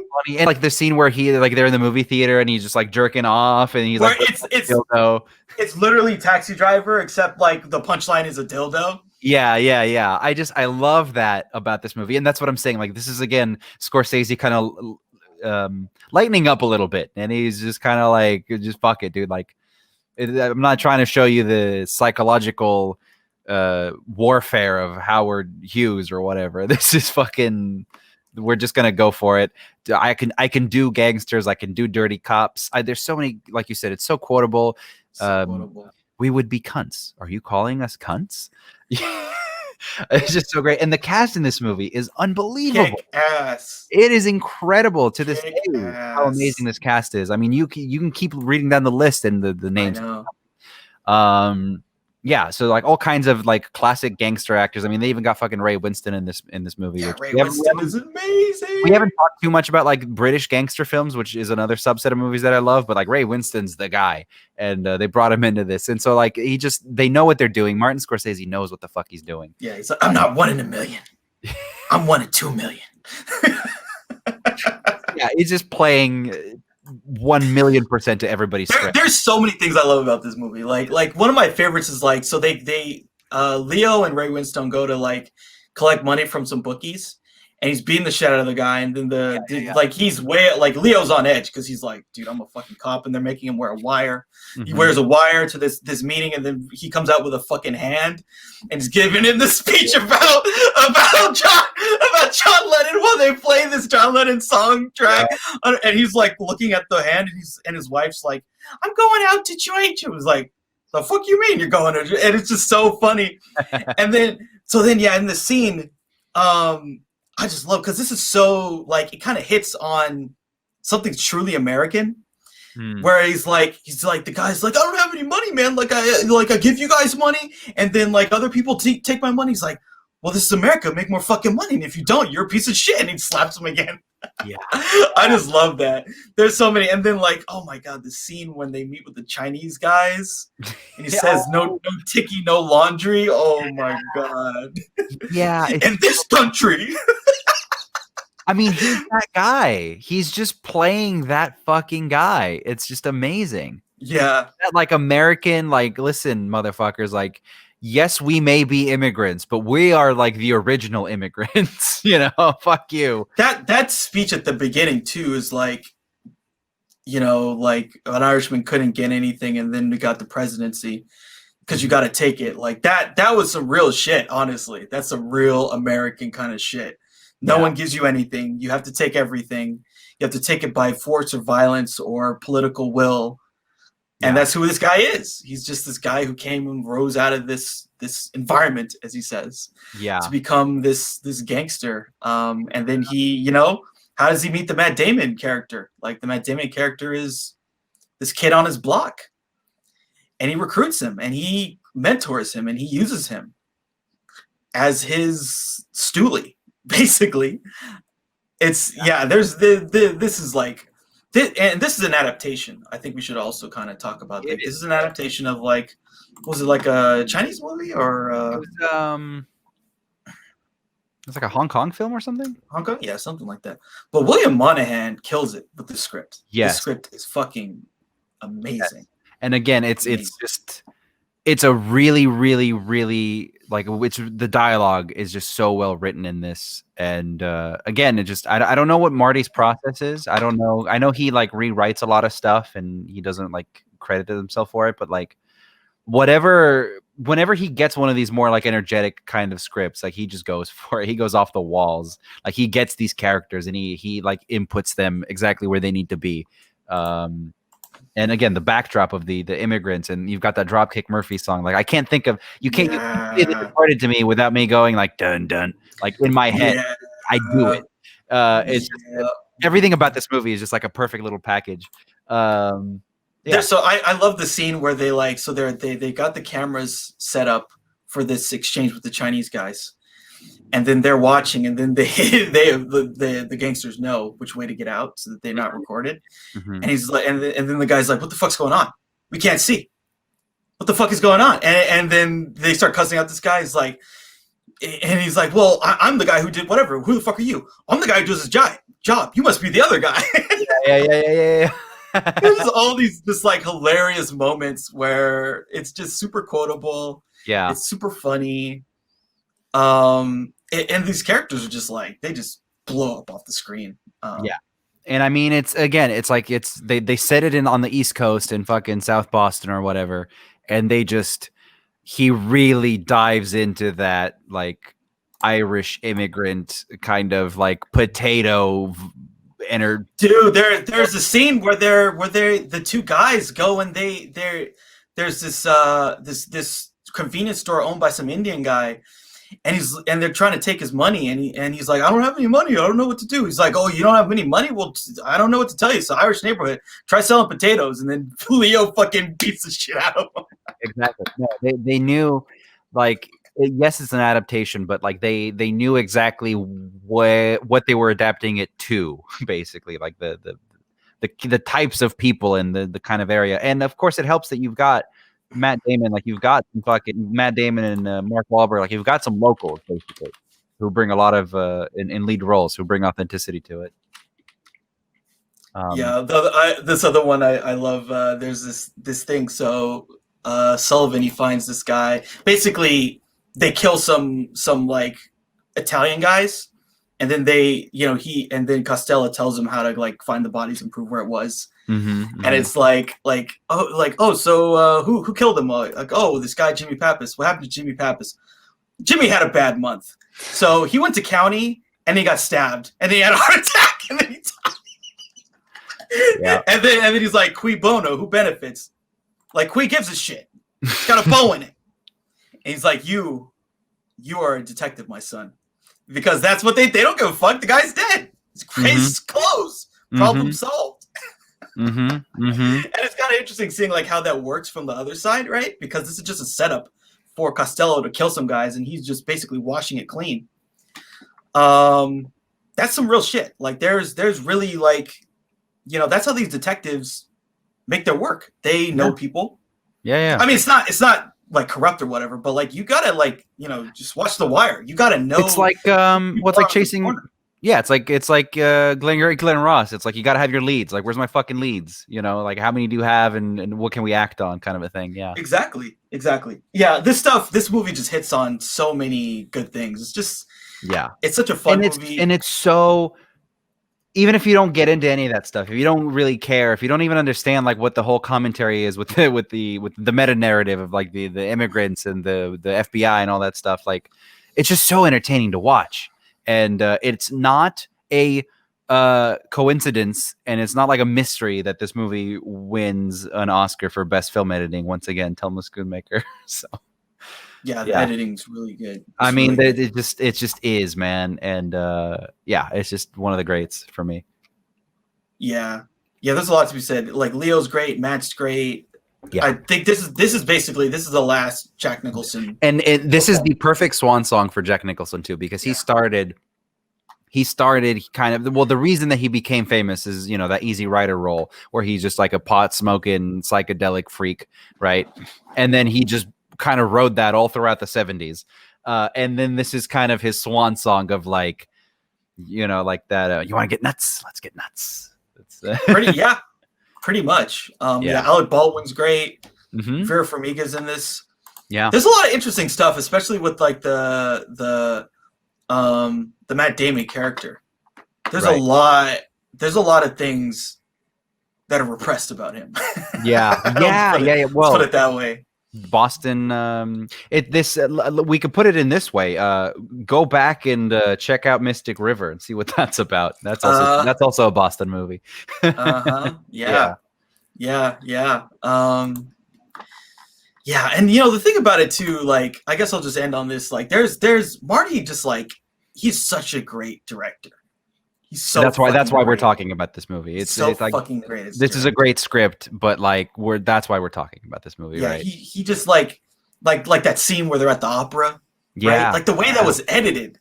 And he's like, I just love that shot too. It's like you see him and his wife.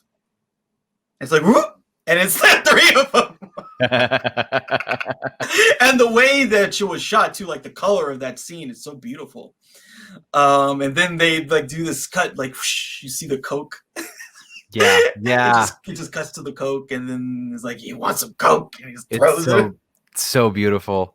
I mean, it's just so funny, like, because like you keep saying like that's some real shit. I think that's one of Marty's things. That's why people are so obsessed with his movies that deal with criminals and the mob and things like that, because to a degree, everything that they show is like, it's like, people like that, or you've seen people acting this way, and they just able to make it cinematic, but like not lose that about it, not embellish it too much. I don't know. It's really interesting. There's an iris shot in this movie.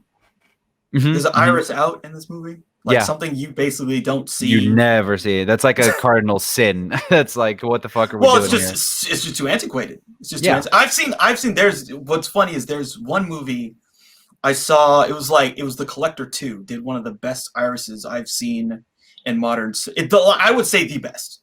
I will go out and say it was I've got to rewatch that, or at least go to that part. it had the best iris I've seen in modern cinema. It was That's incredible. funny. That's so funny. The fucking collect. But this one's really interesting. Like he always goes above and beyond. Yeah. And again, he's a student of film, so he's taking in all these things. This is just like a gangster movie, but he just elevates it, ascends it so much. Exactly.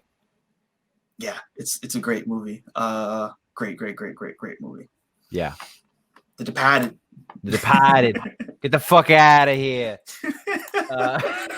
So that was my number 27. Cool. All right, so my number 27, a film I'm sure Lucian does not like at all, probably hates, or maybe feels indifferent about. But it's a fun film that I like, because I like these types of musicals. And this is, I think, the best one of them all, Singing in the Rain. Oh, sure. No. You can't fuck with the classics. I like Singing in the Rain. Yeah. So, and this is kind of, this is some inside baseball too. This film's basically about, the Hollywood going from the silent era to the sound era.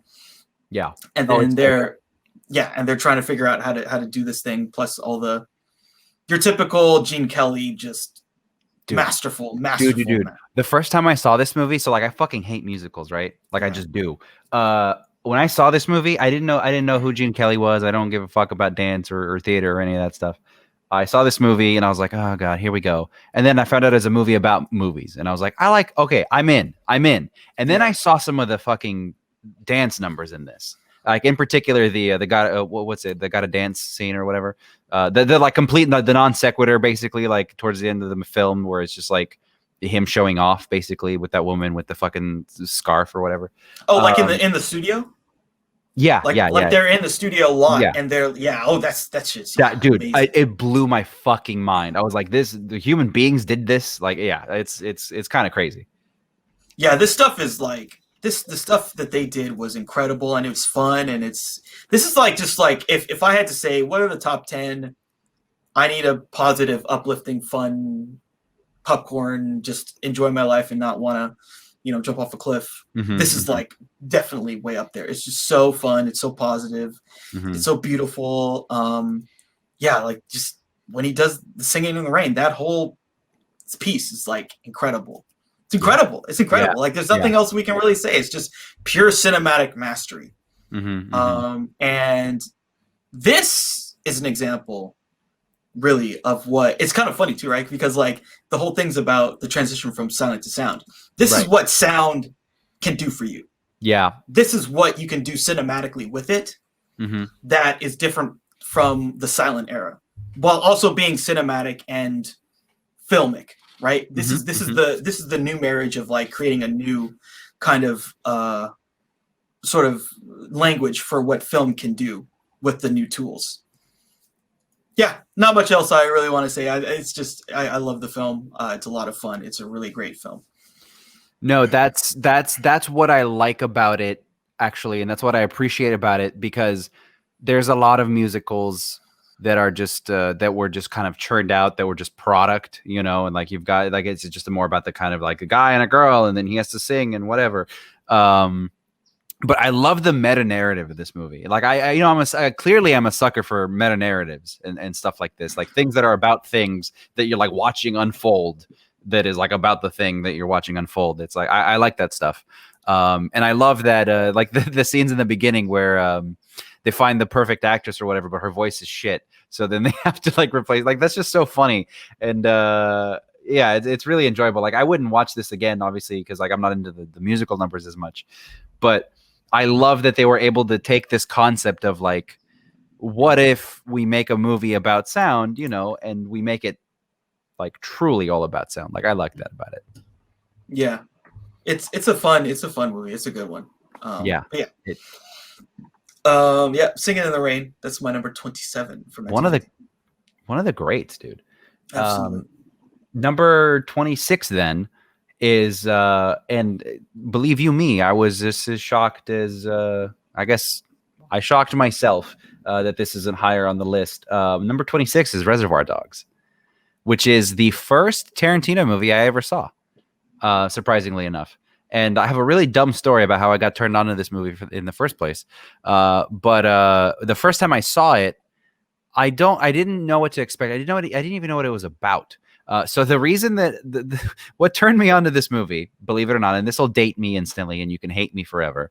There was a Reservoir Dogs PS2 and Xbox video game that they made that somehow or another, some fucking company got the rights to make, and this was like a real B tier video game company, got the rights to make a Reservoir Dogs movie, like in 2005 or 6 or something, like way after the fact. And it has none of the original cast in the movie, none. None of it. But what they did is, so the conceit of the game was like, you play the events that they talk about in the movie. You play through the jewelry heist, and you play through all of these things, and like every time somebody says like, yeah, and then the motherfucker, and then they gave me the stink eye, and then I fucking shot up the place, like that's in the, you know. So they preface all of the levels with cutscenes, which are just shot for shot remakes of the scenes in the movie, but they're with CGI actors that don't look like the actors and they don't sound like the actors. But the dialogue was interesting enough to me that I was like, what the fuck is this movie? I got to watch this movie. And so I tracked it down. I got like a DVD of it.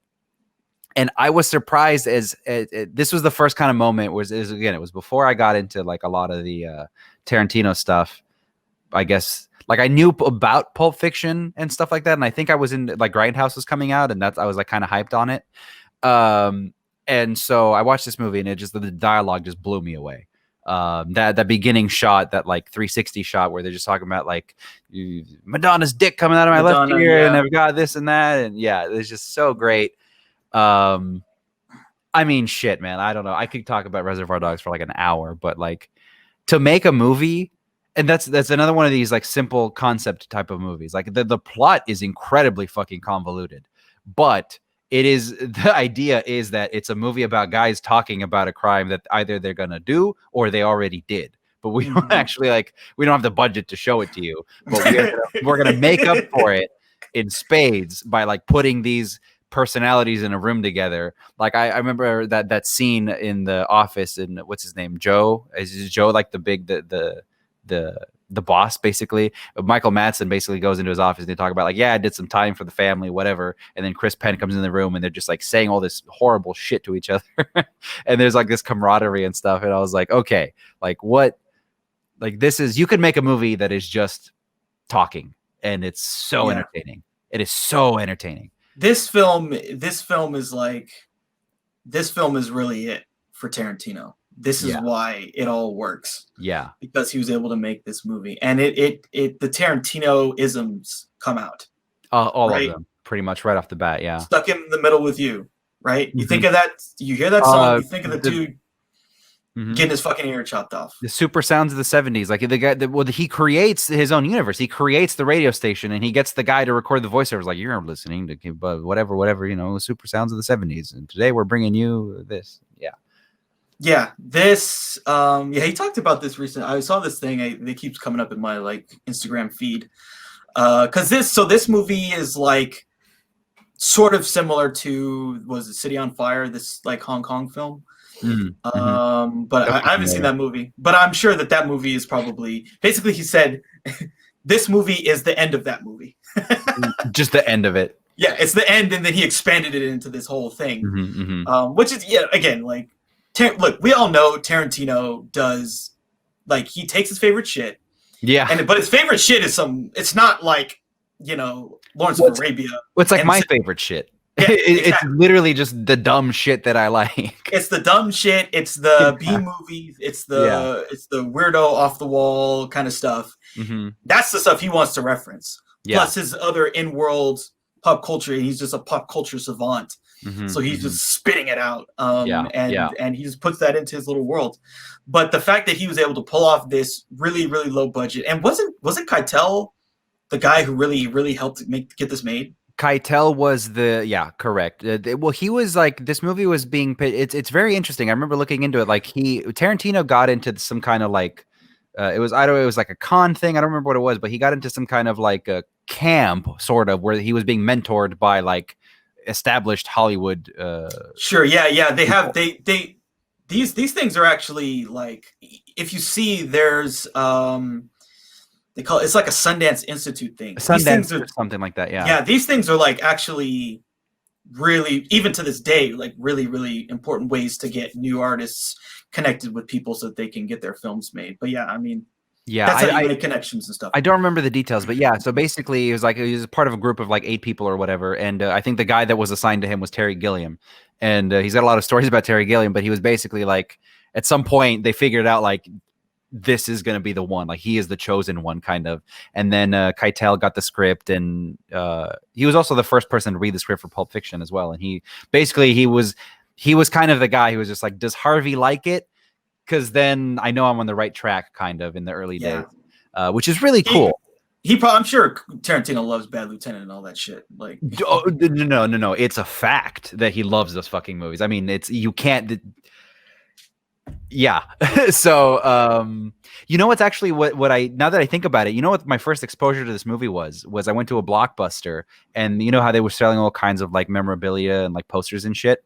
There was a poster in the Blockbuster of Harvey Keitel, you know, with a gun from Reservoir Dogs, and it says, "You shoot me in a dream, you better wake up and apologize." And I thought that was just about the most badass, coolest motherfucking thing I've ever seen. And I was like, I got like, yes, please give me this, whatever this is. And so that's kind of what turned me on to this whole thing. And then I found out about the game, and I was like, oh, is it like the movie? And then I watched the movie eventually. So yeah. But just the idea, like, again, all the Tarantino-isms come out, but like the idea that you can make an entire movie that feels grand in your head, like you feel like, oh, there's this jewelry heist and there's all this shit and there's a police chase, but you don't really get to see any of that. The dialogue is just so strong that it brings all this up, and the dialogue and the performances. I mean, this movie doesn't really work if you don't have Steve Buscemi and Tim Roth and Harvey Keitel, Michael Madsen, Chris Penn. Like, it doesn't work without all of the pieces. But he got he assembled his kind of fucking Avengers for this one, and it's it's really fucking good. What I love too is like, you know, again, like this, he's building this universe. Yeah, which is funny because this is before that really was an idea. It was very much. It's almost too early because like, and I don't know. I almost feel like he could like make a lot of money basically selling to some, you know, to Netflix. Or Sony, who he's basically hooked up with now. I will do a Tarantino universe TV show.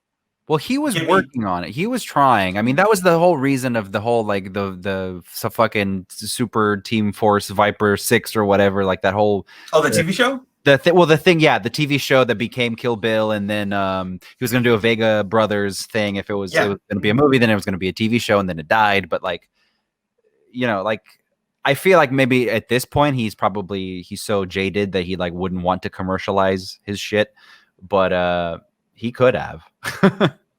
If this had happened a few years later, I feel like that's where it would have gone. Kill Bill would have been a TV show in a heartbeat. Absolutely. I mean, it's already basically, I mean, you got the guy from Kung Fu in it, so like, yeah. But yeah, I really like, just this film really is where it all really starts for him as a director. Yeah, but even before I was aware of him and like what his strengths were, it's a gangster movie with these gangsters, and it's like in retrospect, like when I watched Bad Lieutenant, I was like, I get what he was doing. Like, I understand where these things, like, they didn't come out of thin air, you know, but it is an amalgamation of all of these things. It's an amalgamation of like, there's a Bronx Tale in this movie. There is, you know, Once Upon a Time in America in this movie. There's like all of these things in this movie, but it's a really small kind of just people screaming at each other, but it's very entertaining. Mm-hmm. Yeah, it's pretty incredible. It's a pretty incredible film. Totally just set him off on a rocket. Yeah, but on its own, it's one of my favorite movies to rewatch because of the dialogue is just so strong. Yeah, it's super strong. It's really. So where's that girl gonna be? Right here, sitting on my cock. Yeah, I love all that stuff, and even like the whole thing with the anecdote, that whole thing, and then like we kind of get the through line of like and like the way that he uses time, right? He's always been always been like, oh, I'm gonna fuck with it. I'm gonna fuck with you. This movie plays out of order, which is awesome. Yeah. It's like, I'm going to fuck with you and you're not going to know. And I forget who it was, but someone one of the actors who was a part of this was just talking about just like the scene where I think it's Harvey Keitel, right? Like there's a scene where the cops get shot and he shoots the shit out of them. Yeah, but you don't see it. Yeah, well, you see him shooting the gun, right? We see someone shooting a gun in this, right? Well, we see plenty of people shooting the gun, but like in that particular scene, I don't think we see anybody shooting anything. Okay, who do we see shooting what in this movie? I forget. Well, we see them all shoot each other. I feel like there's one scene where there's not a shootout, but there's like, yeah, I feel like there's a scene where it's Keitel and someone else, and or like whoever the undercover cop is, Mhm. and then there's some cops come, and we just see Yeah. him kill the cops. But it's like one cop car. It's like one cop car, and they like get blasted and killed, and then they're in the car, and he's bleeding out. No, I mean that's not how I remember it. I know that it starts with the diner scene. We get the slow-mo walk, and then it cuts to he's already bleeding in the back of the car, and then eventually it's revealed. The only time we really see any shooting, I think, is when Steve Buscemi's running down the street and he's like shooting at the cops. Yeah, that could be another scene, but yeah. I don't remember that. I know that he deliberately did the thing where like at the end of the movie, like he doesn't show you the Harvey Keitel getting blasted or whatever. Yeah, he killed by the cops or whatever. Yeah. But yeah, someone was like describing like how like different and brutal the stuff, the way he depicts that kind of the shooting and the violence. Like he was like, yeah, you can tell that he thinks a lot about just like the way that, you know, someone gets shot or someone shoots a gun, or like the way that the gun sounds, the way the gun looks, you know. It's not this flippant fucking Hollywood bullshit. It's totally different. Yeah. I mean the Tarantino, like Mr. Brown in the movie, he gets like shot in the eye or some shit, like or he gets like blood on his eye, like all over his eyes because somebody next to him's been fucking spurting blood on him. So like it's very visceral in that way. He crashes his car, and then you see him with the shit in his eyes, and you don't even know what's wrong, visceral. But like you don't want to see it, you know. Yeah. I definitely appreciate this film like quite a bit. And you know, without this, he's not the director we know of today. Oh, of course not. Quentin Tarantino.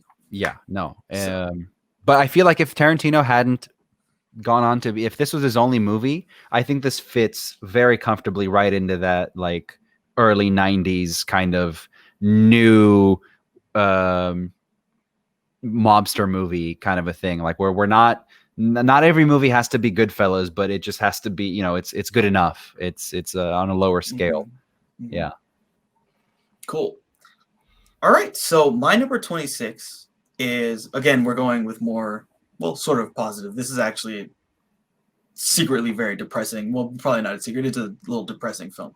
It's a Wonderful Life. By Frank Capra. So this is like I feel like basically the ultimate kind of Christmas movie. Yeah. But like this movie is about a dude who wants to kill himself because his life kind of is shit and bad things happen. That's the movie. Yeah. That is the movie. He tries to kill himself. He tries to jump off a bridge. And then there is literal divine intervention that prevents him from succeeding in killing himself. Yeah, and this is like, this movie is so interesting because, like, you know, again, this is like the Americana, the small town, the nice neighborhood of people who all care for each other. That's the payoff we get at the end, and the stuff that just kind of made me cry like really fucking bad when I saw it. You know, it's just so emotional and so kind of beautiful to see this thing where everyone comes together and like where he understands how important he is. But this movie really, and I think that's why it succeeds. It's like it really goes there. It does not pull punches. It's not like, it's not cutesy or whatever, like trying to do the Disney would never do this shit. Like the way he talks to his kids, he gets really fucking mad at his kids. Like they really take you all the way down, and then all the way before up. They bring you all the way up. Yeah. And yeah, I was reading something recently where like there's a scene where George Bailey's like crying, and yeah, this movie was made in 1946, and it was like right after World War II, and James Stewart actually fought in World War II. Mm-hmm. and they were saying that it was really real for him because like he was, you know, I mean, he had come back from a war where what 100 million people or whatever to 80 million people died, and it's just like Yeah. that's some real stuff. This film, yeah, it's just really, really beautiful to me. This is like one of those movies that kind of, I don't know, kind of gives you this sort of catharsis that recenters you, makes you understand Mm-hmm. what Mm-hmm. matters. I feel like that's what I like about this film. And yeah, I think this film is just eternal in terms of its ability to make people emote and make people feel those kind of things, which makes it Yeah. just to me a super classic film. It's very palatable to like a general audience, because Yeah, I could see an approach at making this movie by like some other director or something where they really like dig into it's just like I could see a different approach that it is not as optimistic maybe, um or that maybe spends a little more time with like what got him to that point in the first place. Like you wouldn't jump off. What are you gonna do? Jump off a bridge? Ha! You know, you wouldn't do it. And then in reality, I mean, like some people fucking would. So, but yeah, I mean, this is one of those movies, like you said, like it's another TV all star. It's just gonna every Christmas, it's always playing, and I kind of get annoyed too that it's like one of those Christmas movies that people are like, it's a Christmas movie, and I'm like, yeah, but it's like really good. Like you could watch it anytime. Like it doesn't have to be a Christmas yeah, tradition movie, you know? Because there are some people who are just like, no, fuck you. I only watch this at Christmas. And it's like, it makes me think of my family. And it's like, great, that's awesome. But like, I like to personally, I like to dive into the, psychological stuff. But yeah. it's not for me. It's for everyone. And it succeeds, I think. It succeeds across the board. Everybody can like this movie. Yeah, this is sort of like the pinnacle of the Capra Yeah. ism. I like a lot of his movies. I like a lot of his movies a lot. Mm-hmm. And these sort of the uplifting kind of narratives, but you know, yeah, I feel like what's so effective is it's not doing like the Pixar thing or whatever where it's just like, yeah, we're gonna make you cry. Exactly. Yeah. It's really, really earns it. And that's hard. That's because everyone tries, right? It's not like anyone tries to like do the fake manipulation. Mm-hmm. But this film really earns that feeling that people get at the end, and the reason why people watch it all the time, and it's never gonna go away, is that you get a certain kind of feeling at the end of this movie that it's rare to be able to get that in an environment where you're watching a movie where it's like safe and you're not like going through some bad shit. Sure. Yeah. Like that's the only other times you maybe would feel like this. It's like, oh fuck I'm sad and like most people maybe will never even live feeling something like this in a way that's outside of this film. And so Sure. this Yeah, kind of like that's is the valuable. stand-in for that. Yeah. Yeah. Yeah. It's a good point. So yeah, that's what I have to say about It's a Wonderful Life. It's a really great film, and I love the Capra films, and I feel like this is the absolute peak of what he was trying to do thematically as a filmmaker. Yeah, that's a really like insightful, kind of quick and dirty recap of this movie, because again, it just makes every single like top 10 Christmas movies list, and everybody watches like top 10 greatest American movies, top 10 whatever. But it really like stands on its own. Like it's able to be removed from that context, and it's able to just be like a really affecting movie on its own. Yeah. Because sometimes movies get pigeonholed that way, and it's like, they're always going to just be a Christmas movie. And this is not just a Christmas. It's like, Man Who Shot Liberty Valance is a Western, and it will always be a Western. And it's like, you don't have to have like a Western week to watch it. You could just put it on and be like, this is a great movie. Searchers is another one. Yeah. It's not like a genre thing. Yes. What I'm saying. Mm-hmm. So yeah, it's one of the greats for sure. Cool. Yes. Yeah. That's my number 26. Cool. My number 25 is another beautiful film with a depressing twist, a depressing tinge to it. The depression colors this movie. This is and hold on, let me. I've tried this many times. Let me try to get it right. This is a Krzysztof Kieslowski movie, The Double Life of Veronique, aka La Yeah. Double Vie de Veronique. Um, which, unbelievable. When you say the title of this movie to me, I think of it like I think of The Conformist. I just like I close my eyes and I just have a fucking orgasm in my brain about Yeah. how beautiful this movie is. Like if you talk to fucking cinematographers, they shit their pants over this movie. This is one of the most beautiful movies. It's one of the most beautiful films ever shot. Like again, the cinematography in this movie and the kind of the color palette and kind of what he was going for is really interesting. So what is this movie about? I guess long story short, there is a girl in Poland whose name is Veronica, Veronica, right? And then there's a girl in Paris named Veronique, and they are the same. They played by the same actress, and Veronica at some point in the movie fucking dies, and Veronique feels affected by it, and you're like why? Like that's weird. And it's not so it's not a metaphysical thing. It's not a science fiction thing. The way I would describe this movie is ultimately it's about soul. But like it's about like not like like when you're playing the blues or something. It's like about like your soul, your human like whatever makes up your experiences that makes The up that soul. essence. The essence. Yeah, the spirit of the thing. It is so she when Veronica dies, Veronique is like very very affected, like she is weighed upon very heavily. So each one of these girls kind of have their own thoughts and dreams and things that they're trying to accomplish.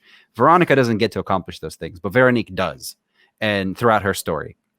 And as Veronique is kind of accomplishing her dreams, she's just bitter about it. Like it's just not that fulfilling. I'm not going to get too far into the story because it gets a little plotty and there's a love interest involved and all that stuff. But basically, you have a girl who has everything, and or is able to achieve everything, and then you have a girl who's just never really given that chance because he doesn't make it. And I think it's really smart. They're played by the same actress, but in completely different roles. Like they're kind of almost unrecognizable, which is a testament to the kind of design of this movie, the set design, the makeup, everything. The cinematography again is able to kind of differentiate these two areas. I don't know. It's just a really, really, really cool movie, and it's really affecting, and it makes you. It's kind of it's another one of those slow burns. It's another ponderous kind of a movie. A lot of this movie is just like Veronique kind of fucking staring out windows or like on her bed, like looking off into the distance and stuff. But the way that it's shot, it is so captivating. It's like looking at a painting the entire time. And there's so many really cool shots of like zooming in on people's eyes and like the stuff that's reflecting in the eyes. It's almost like Citizen Kane, kind of like the types of camera tricks they do in this movie. Really, really interesting movie. I can't say enough good things about it. And certainly if you're like into like cinematography, this is one of the greats. And thankfully there is a Criterion, a version of this that you can watch, and it is gorgeous, and it's a gorgeous film, and it's a ponderous kind of a piece, but it makes you like appreciate. It's sort of like A Wonderful Life, I guess, in that like Eastern European way, so it's a little more pessimistic, but yeah, like instead of getting everything that she wants, she's just kind of aware of it. I don't know. It's an interesting movie. I like it a lot. Yeah, Kieslowski is one of my favorites. He is an absolute master. There's so many films of his that I just love. The Color Trilogy, Yeah, The Decalogue, the short film about love, short film about killing. Like all of those are like among my favorite films of all time. And I just feel like the level that he worked at was just so high. it was Like so high. it was so high. Like these films are all just like absolutely just incredible. Just everything about him is incredible. And yeah, he's a total master of the Yeah. craft. Oh yeah.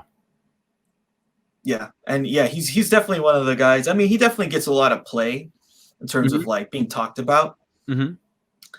It's hard, because it's hard to like when you start fucking lining people up because the names that always come first are like Wells and Hitchcock and shit like that, Scorsese. But yeah, I almost feel like he doesn't get talked about enough because his It work, is that good. It is right? that good. It is that good. It Yeah, is that I good. think so. I Like, think he deserves to be, his stuff deserves to be talked about. I think yeah, in that same context. yeah, and yeah, it kind of makes me feel like I need to like watch, those films that I really like again. Hmm. Um, because you can tell this guy is a Yeah, master of the craft. yeah. And I mean, I know he works with a lot of the same people, and I don't know necessarily who the cinematographer. Like, he's not a known quantity because he's a Polish guy. Slavomir Idzaik, right? He shot the Three Colors movies. Like, he shot all these movies, but like the cinematography in this movie in particular, with the reflections and the colors, it's just so fucking mind blowing, and it just it's part of the form kind of meeting the function of the thing. It's part of the kind of it's very ethereal. A lot of the colors that they use and a lot of the way that they shoot these scenes in the rooms with these people, it just kind of makes you feel like there's like a third presence in the room. And is it Veronica's soul? Is it a kind of longing feeling? Like, what is it? And this movie like really, really hits on that, and it really makes you feel that stuff. And like you said, because he's a fucking master, because you don't get to that point without really understanding how the medium functions and how it elicits emotions from people. So yeah, it's absolutely one of my favorite movies. Yeah, totally. I'm definitely glad we got a chance to talk about any one of his films and just Mhm. Kieslowski in general. Yeah, absolutely. You should, and definitely because of the Criterion stuff. If you have Criterion Channel or whatever, definitely check this one out and check out some of his other stuff. Cool. All right, so yeah, so my number 25 is another all-time super all-star classic, Casablanca, Hmm. directed by Michael Curtiz. This is a very interesting one. The script's been talked about a lot. It's one of the great screenplays ever written. Yeah. Just from a technical standpoint and the way that they distill the information and the characters, and Right. it's super quotable. The lines are really good. Like there's so many great moments. Yeah. I don't know if I can say a Fucking Casablanca.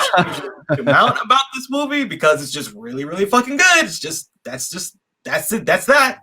Hmm. It is what it is. It's really, really good. And you watch it, the more you watch it, you're like, man, like there's so much here. There's so much subtext that they got in certain scenes. There's so many like the things they foreshadow and like the way they do everything, and you're just like, wow, this is like filmmaking at the highest level. Yeah. This is just so impressive. And it's also kind of noirish. There's a whole bunch of noir kind of stuff in this movie. No. It's not even kind of noirish. It's very noirish in my opinion. Yeah. Yeah. Yeah. I don't think people really think of it as a noir. They No. probably, but you're right. You're absolutely. Yeah. It's totally a noir film. Yeah. It's got that stamp. Like That's right on. that's what attracts me to it, because I personally, I don't care about romance. I don't care about like fucking unrequited love or like any of that stuff. It doesn't really do it for me. But the kind of the war backdrop and the kind of again, the way the dark shadows, the noir presentation of it really do it for me. And you're right. I mean, it is super quotable. It is so well written. Super quotable, yeah. Yeah. I mean, even like the side characters are really interesting. Mm-hmm. Like the the Captain Renault and like the Nazi guy. Yeah. Like Yeah. they're really, really interesting characters. Really well done characters. Mm-hmm. And this is another interesting because like this film was basically made by a committee. Like the people who wrote it was like true 15 different people and like rewriting this, doing that, and it's like somehow we got this masterpiece. I know. I don't get it. When I think of this movie, I'm like, okay, so who did this one? Was it Billy Wilder? Was it who fucking did this one? It's like, no, it just works. It's, I guess, able to take all of those things that all the other directors did and just make it kind of execute flawlessly on every single aspect of that stuff. Yeah. And yeah, like Bogart and Bergman are just they're incredible. Dude, I love me a good Bogart. Yeah. Bogart is just like one of the greats. Yeah. Oh, absolutely. One of the greats of this era. Just like one of the absolute greatest of this era. But I mean, it is like you're like when we talked about Gone with the Wind, and we mentioned it again this week, is like this comes from a time when the studio system was just operating at such a high level. I mean, you almost couldn't fuck something like this up. Like everybody that was working on these movies, the writers are like career writers that are just making this thing, and everybody knows what the fuck they're doing. So yeah, absolutely. And that's kind of the advantage, is that these studios, they employed, and basically that was their full-time job, was just the was just to machinery. polish the stuff. Yeah, and that's why it came out as good as it did, I think. Yeah, absolutely. Yeah. Yeah, there's a lot that could be said, but I think a Yeah, lot of it has already been said. Yeah, Casablanca. It's a Casablanca, masterpiece. dude. Yeah, That was pacing. absolutely. Cool. Yes, Um, that's my number 25. cool. Number 24, I got another masterpiece for you. All right. So picture be me, and you are 12 years old, and you are sitting in a movie theater, and you're waiting for whatever fucking movie to come on, and you're a big fan. You really like that Sam Raimi Spider-Man movie, and you're sitting in the theater, and the previews come on, and you're like, whatever, fucking don't care about previews. And you're in Romania, by the way, and then this thing comes up. There's no kind of a preamble to it. There's no like in a world, because back then they had those like movie announcers. Uh, for previews, it's like Sandra Bullock and fucking this guy. Will they find love? She's No, Miss Congeniality. She's this. She's that. Yeah. yeah. So it's like, preview comes on, and it's just, we're just immediately thrown into it. And I think it starts with a dialogue line, and it's just like, I need you to tell me you love me. And I was like, whoa, this is interesting. And then it fades up, and it's fucking Mary Jane. And I'm like, whoa, shit. This is fucking Spider-Man. They're doing another one. And I think what the teaser that I'm talking about is, that scene where they're in the coffee shop, and she's like, I need you to tell me if you love me. And and then we see Peter Parker, and then he's just like, no, I don't. And I'm like, whoa, this is an interesting trailer. And then the fucking car comes crashing through the window, and we get that like stupid slow-mo shot of like he ducks to get her, and like the tire like rides off of his face, and and then they get up, and then you hear the thump of boom, and you get that like quick that Sam Raimi fucking like Evil Dead kind of camera work. And as a 12-year-old sitting in this movie theater, I shit my pants when I saw that teaser, because that's a good ass teaser. And it leads us into my number 24, which is Spider-Man 2, which is still, in my opinion, fucking the best superhero movie ever made. I understand the achievements and the logistical kind of towering achievement that is the Avengers and that entire saga and that whole thing. I would Thanos all of that stuff for Spider-Man 2 in a heartbeat, because I have so much attachment to this movie, because I like the filmmaking style. I love Sam Raimi's stuff. And I love that he was given hundreds of millions of dollars to just do his thing. And this is before, obviously, the studio stepped in, and they were like, you got to have the Venom in it. Venom, you have this, and you got to do this, and you got to do that. And he basically made a fucking New York movie with all of the bells and whistles, all of the crazy camera work, and in particular, the unrated cut of this movie is fucking phenomenal. There's just a couple extra minutes of it in there. There's a couple extra gags, which people, you don't gotta like his humor, because it's just stupid, dumbass slapstick humor. But there's like an extended scene of him in the elevator with a bit tight around the crotch, though, like that whole thing. I just think, and even like the plot of this movie, I like it. Some people don't, but I like the idea that he just becomes so disenfranchised with being this superhero that he gives it up. And it's basically like limp dick syndrome. Like that's literally what it is. Like he just doesn't have it in him to get hard anymore, but like it's always been him, kind of a thing. And then he comes to that realization, and there's the great like raindrops falling on my head montage, where he's just like, I don't give a fuck. I'm good. I don't have to do this, right? I don't have to do this. And then of course, he has to do it because he's the hero. Like there's all of these great, stupid, like classical storytelling bits in this movie. But in particular, I just really like that it's just a big budget Sam Raimi movie. And it's better than the first one, in my opinion. and it's just like it's just so good. There's just so many memorable moments in this movie. I love it. So Yeah, there. The whole like we were talking. I think we talked about this at another point when we talked about like the Evil Dead. That scene where in the they're hospital. in the hospital, they're trying to remove all the things, and they're like they're laughing, and then Yeah. the fucking things just like And you get the kick POV ass. shots of the arms and just fucking Yeah, murdering yeah, people. and like the guy's got a saw on one of the arms, like, And then you and it just just like, ah, ah! that stuff is great. That stuff is, Yeah. and like they let him do And that and in the this scene movie. the scene when the reactor goes wrong the first time and fucking Rosie dies or whatever, Doc Ock's wife. Oh yeah, his wife. Yeah, Yeah, and she's screaming the whole time, and you get the POV of the glass just fucking like, and then you see her coming, and body there's like a pop in. reflection of like someone looking at it. Yeah, It's I think it's her, yeah, and then like you know, and you don't see it, but then you just see her body flopping on the ground. Like it's intense shit yeah. for a superhero movie. It's really great. Yeah, this movie's really because it does like this is a time period. Again, this is a time period like before. This is before a lot of any film was really good in the genre.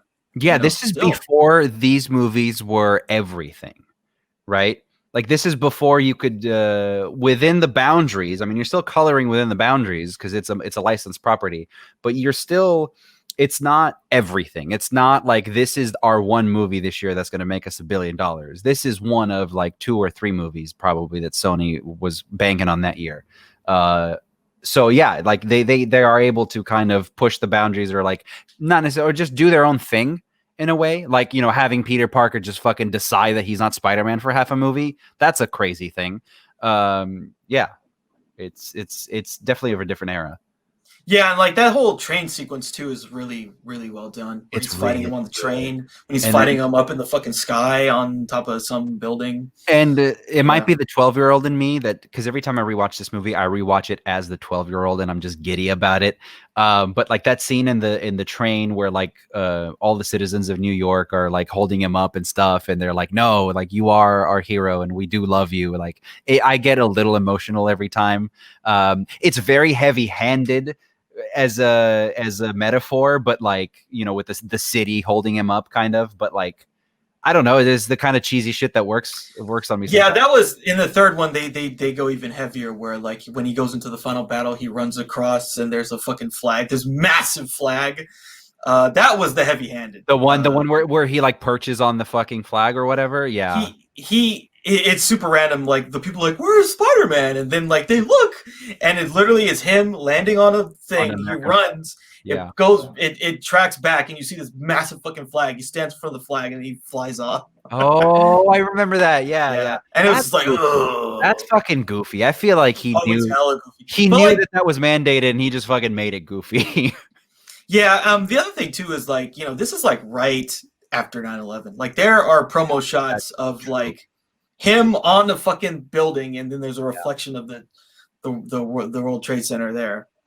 So that's why that stuff is in Yeah. this movie. Really, like that's what that stuff is about. It feels very. You're right. I think I felt that. Like I was aware of that probably on some level because it does feel like not only is the city behind Spider-Man, but like the city is like fucking like the pride and they're very united against this villain in this movie. Yes. Yeah. It is a absolute 9/11 analogy allegory. Yeah. Which is cool. And yeah.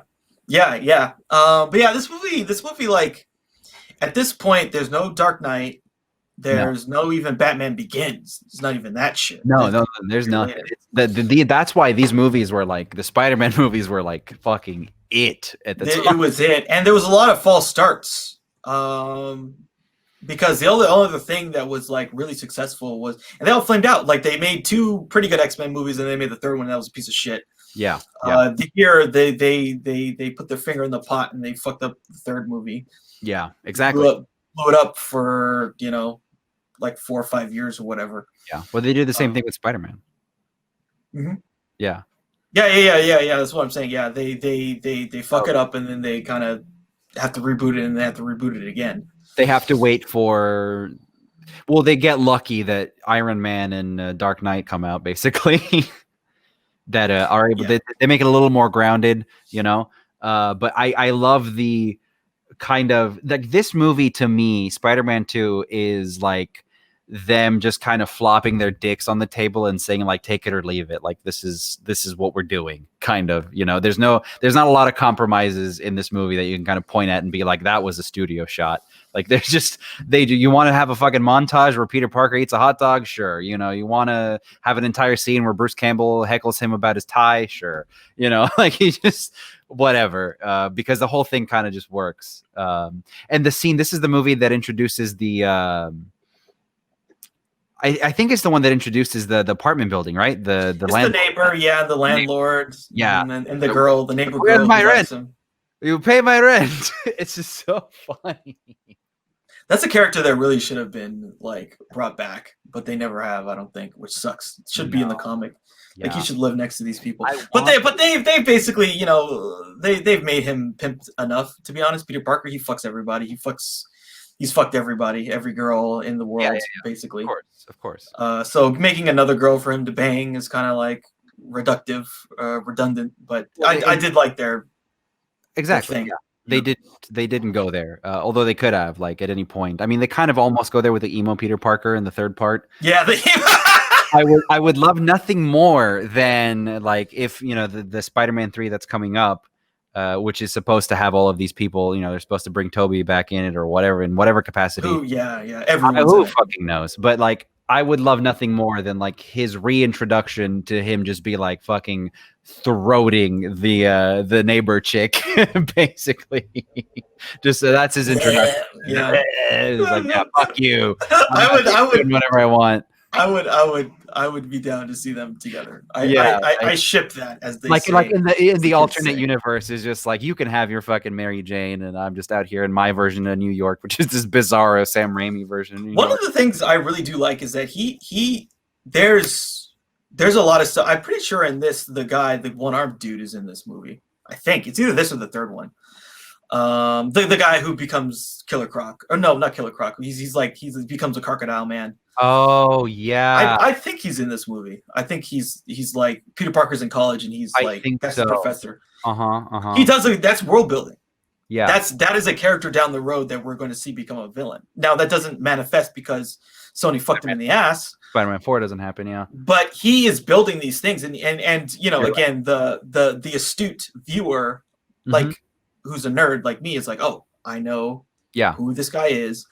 I know what he's going to become, and I'm invested. You know, he did a great job of just doing all this stuff, building this big world. Yeah. Without having to like, really do the MCU thing. The MCU thing is kind of like, you know, let me shove this down your throat. Oh, by the way, there's the Iron Man, and there's Nick Fury, and there's this, and there's that, and there's this. Don't forget, there's space aliens. The space aliens are coming. That's what really what's his name? Joss Whedon hated it about having to do the second Avengers movie, right? Because they had to put in all these subplots. Yeah, that he was like, I don't give a fuck about that, and he's like, well, too fucking bad because I'm Kevin Feige. I'm Kevin Feige, and you're disposable. So you're gonna shoot this fucking scene. It's gonna be in my movie because you don't matter. The big thing matters. The big thing. So that's what's nice about this stuff is that he's able to do it his way and not like, you know, because I mean, if they had done this today, without doing if they were, because they're doing MCU stuff with MCU people, but if they were trying to do MCU stuff with their people, like it could have been a total abortion. Like a total, oh my god, absolutely, it would have been terrible. No, totally terrible. This only works as a Spider-Man thing, because once he latches on to like what makes Spider-Man Spider-Man, and then what's quirky about Spider-Man, everything else flows from that in these movies. There's no kind of like tonal inconsistencies other than the stuff that he introduces into it, and then he makes it part of the Spider-Man world. And it's not the other way around. It's not like, oh, I have to retrofit my story around these things that I have to write about or put in the movie. Like, no, everything is just like, how fucking dumb is Spider-Man? It's a fucking guy who shoots webs. So yeah. So one of my favorite things about this whole era was that there was a moment where and there's a screenplay out there. You can read it. I haven't read all of it, but James Cameron was going to do a Spider-Man movie. Oh boy. Oh yeah, and so Spider-Man was going to be Leo DiCaprio, Oh boy. and Doc Ock was going to be Arnold Schwarzenegger. Oh God. But Whoa. it didn't happen for whatever reason. You know, these things always. But Yeah. there's a script out there that he wrote. Wow. So That's a yeah, different universe it's a to be in. very, very That's a different very different universe. universe. Yeah, absolutely. Very, very different universe. If Leo, man, just imagining Leo being sucked into this kind of stuff. I mean, I'm obviously glad that he's not. I mean, he's clearly doing much better work doing what he's doing. But damn. Yeah. Yeah. Yeah. So it's really cool that we got what we got with him, and Mhm. yeah, this stuff again. You know, just like we were talking about with the Dark Knight. This is why these This is things, as Nolan says, became the engines of commerce. this is like a because Spider-Man 1 could have been like a one off, like a one hit wonder, like a basically a runaway success, and then they kept trying with they could have kept trying with the X-Men's and the sequels, and they might have not all panned out. But because Spider-Man 2 is so strong, and so many people, even people who like the first movie, think this is genuinely a better movie. Like there's no going back. I think once you hit nail the two, and you've kind of start to plant these seeds, and you put in the shit with like Harry turning into the new Goblin or whatever, which ends up happening in the third movie. Like there's kind of no going back. I think we're on the path to where we are today. Yeah, totally, totally.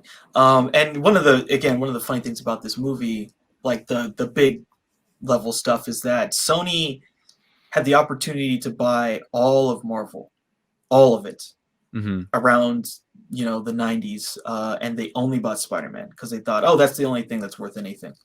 Wow. Yeah, so there could be another universe where if they had bought everything and brought in Kevin Feige, that Sony is the thing Sony is that the king of the world right now. yeah. Whoa. Yeah. I don't know what happened because, like, again, the main thing again, that's why I feel like this engines of commerce quote from Nolan is so apt, is that the real reason why making these movies matter for the finance guys is, like, if you own the toy rights and you make the little blankets for kids, and you make the fucking Yeah. literally diapers with You Spider-Man's face control on. the means of production and sale and all that stuff. Yeah. When you are able to license, yeah, put Spider-Man's face on this, whatever. That's where these things fuel, because this is almost just like advertising. It's an advertising campaign that is the long run is, I'm gonna sell 1 million toys to little kids, 1 million fucking Halloween costumes for the end of time, and that IP is just super valuable. And yeah. Well, that's obviously Yeah. from the studio's perspective, that's what it is. But in my world, what I like to think is that if I pull this one movie, for example, and I put it in front of a fucking child who's been wiped, right, and they've never seen anything ever, this works very well as its own as just a movie first, and then as an engine for commerce later. I feel like this is I like it enough on its own merits, divorced from the fucking conversation of like superhero movies, the whole circle jerk about them. I personally, this is like my kind of pick for my favorite superhero movie because it's not getting overcomplicated. It's starting to maybe, but like you're in it for you like these characters. You probably don't like Spider-Man because he's a lot of people don't, but like you like Aunt May, you like Harry Osborn until you don't. You like some of these characters. They're very charismatic and they're very fun. And you're not thinking in the back of your head like, oh, they're gonna sell that toy, because it's like every time I watch a fucking Star Wars thing or like people talk about the Mandalorian, it's like, well, why did they bring back so and so they can sell you more fucking toys? Like I can't not think about that stuff nowadays. But I feel like 15, 20 years ago, I was just like, yeah, I really like this version of Spider-Man. I really like these performances personally. Yeah. Totally. Cool. All right, Spider-Man 2. Awesome. Yeah, favorites. Yeah. All right, so my number 24 is, we talked about this before, The Shawshank Redemption from 94. Frank Darabont, again, shot by Roger Deakins. Yep. Great cast. Yeah, this is just like, I feel I feel like most people that have seen this in the 90s, 2000s, saw it on television, just flipping channels. You saw it and you was like, whoa, this is really good. And yeah, it's just like a really, really incredible film. Everything about it, just like really, the story, the way it really takes you on this long journey with this character and these other characters that go through this stuff in prison, and sort of like the hopelessness, but like then I think there's even a line. It's like hope can be. It's almost like hope can be bad because then it's gonna Yeah. then you're That's the line, yeah. it's gonna kill you even more because you have this false sense that there's something there when Mhm. it's not. Yeah, just like this film thematically, just like it just works so well. This guy who's framed for something he didn't do, stuck in this horrible prison, and yeah, the first like 20-30 minutes of this stuff of him in prison is just fucked up. It's rough. Yeah. Fucked up. Yeah. And yeah, like Red even says, like, this isn't a fucking fairy tale, basically. Mm-hmm. And they show him getting beat up by 3 dudes that are trying to rape him, and it's like, wow, yeah. Yeah, exactly. Yeah. Yeah. That was one of those scenes where like I was flipping through the channels and I was like, whoa. Hello. What's going on here? But this is like really early. Like I was really young when I saw it, and I was just again captivated by the way that like there's like a subset of these movies, of these like TV all-stars, like we were just talking about The Departed, that like they're edited in such a way and they flow in such a way that they're just so fucking entertaining to watch. I don't know what it is. I don't know if it's the scenario, if it's the words, the dialogue, what they're saying. All of these things working together just keeps you there. It's like instantly interesting. You don't have to like explain too much about the world. You don't have to like get into it. You get it. They're in prison. You can you have some kind of preconception of what that is, and you're able to just follow along. Yeah, I think I'm trying to think of like the term for it. It's like it's got this story sort of momentum. Yeah, that's what I would put it. Momentum, sure, yeah. It's like it's always moving forward. Yeah. In a way that makes you engrossed in the narrative at any point, because you're seeing things and you're feeling things. And, just thinking about like that whole storyline where, well, the part where he's like, he plays the music. Oh yeah. Plays on the radio, and then everyone's just like, they're all blown away because they've never really had or felt something, They're DJ. Yeah. they get that feeling like that they're humans. And that's what's so beautiful, I think, about this film. That's what it's really trying to do, is humanize people that have been to prison, even if they fucking murdered people or they robbed people or they did whatever, even if they're like Andy and they're innocent, really, for real innocent. They're human beings. And after a certain point, taking away the hope from a human being, that is the ultimate evil, basically, you can do to someone.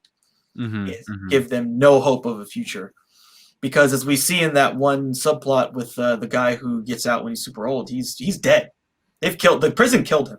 Yeah.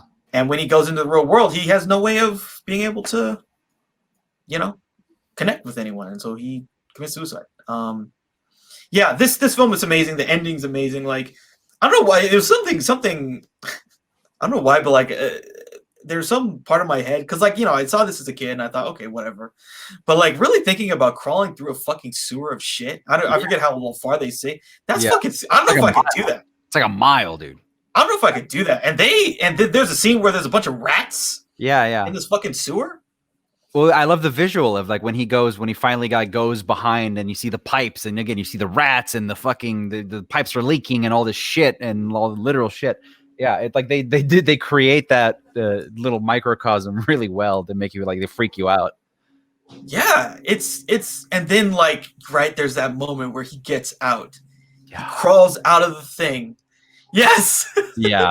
Yeah, so free. And I mean, who cannot, yeah, who can't sympathize with that? Like, who can't identify with that moment? Like, you don't have to literally crawl through shit, but like in everyone's life, there's a moment that is the equivalent of that, or you can aspire Yeah, to that moment. Like, that is such a universal thing to because draw. like for that character, it's like either get busy living or get busy dying, right? Yeah, yeah, yeah. You either find your way out or you kill yourself. Pretty much. And for Andy, he was like, I'm gonna get out. And Yeah, if it takes me plotting for like a decade or something, I don't know how long yeah, yeah, he's yeah. been plotting to get out, and he waits for that one moment where there's a thunderstorm so he Mhm, can bash this damn thing. mhm. And yeah, it's such a beautiful narrative, and it's well shot and well acted. I mean, it's a huge achievement too. I mean, to tell a story over the course of that many years with that many characters, with that little like almost like vignettes, like different there's kind of different episodes within this one movie. It's really impressive that they were able to build all of this and make it all one movie. Exactly. Yeah, I mean, we spend a lot of time in just this episodic stuff. Yeah, yeah, I mean, most movies the second act is most, but this is like 2 hours. It's like 2 hours or more of yeah. just the episodic stuff of him in And there, prison. and I'm sure they had there was plenty that they had to cut and they had to rework or combine, but like they found the most riveting ones and they put them all in there. Yeah. Yeah, yeah, it's an incredible film. And I think its popularity sort of speaks for itself. Like it's when this film came out, it kind of got sort of buried in theaters, Yeah. but now it's like it is absolutely one of the most revered films of all time. Yeah. And this is another one of those movies. I think I said this and we talked about it on my list that like even for the Quibi generation or the people who are more interested in like quick dopamine hits of content or social media or whatever, like that narrative momentum is so strong in this movie that I think it will pull in anybody. You can show this to Mm-hmm. somebody in 80 years when we have fucking chips in our brains and like we get everything in a second. Like there's something about the way that it proceeds that is really, really entertaining. Yeah, totally. This is like if we had to say the TV All Stars, I feel like this is probably number one. I think so. Yeah. Like the reason why this film has a life is that people were watching it on television on Stars or HBO. When there was like the 10 HBO channels that had 10 different movies on it. Oh yeah, yeah, yeah. And Two. yeah, HBO2 and HBO East or HBO. Yeah. HBO Comedy, HBO drama. Yeah, people probably saw this on HBO Drama and they just couldn't Yeah. couldn't click away. Mm-hmm, Could not click away. Yeah. So that's my number 24, The Shawshank Redemption. Sick. Wonderful. Well then let me move it right along. Let me take you let me bring you back into the shit. All right. We've had too much fun. No, this is a really fun movie. This is such a fun movie. So entertaining. My number 23 of all time is Trainspotting. Danny Boyle's Trainspotting.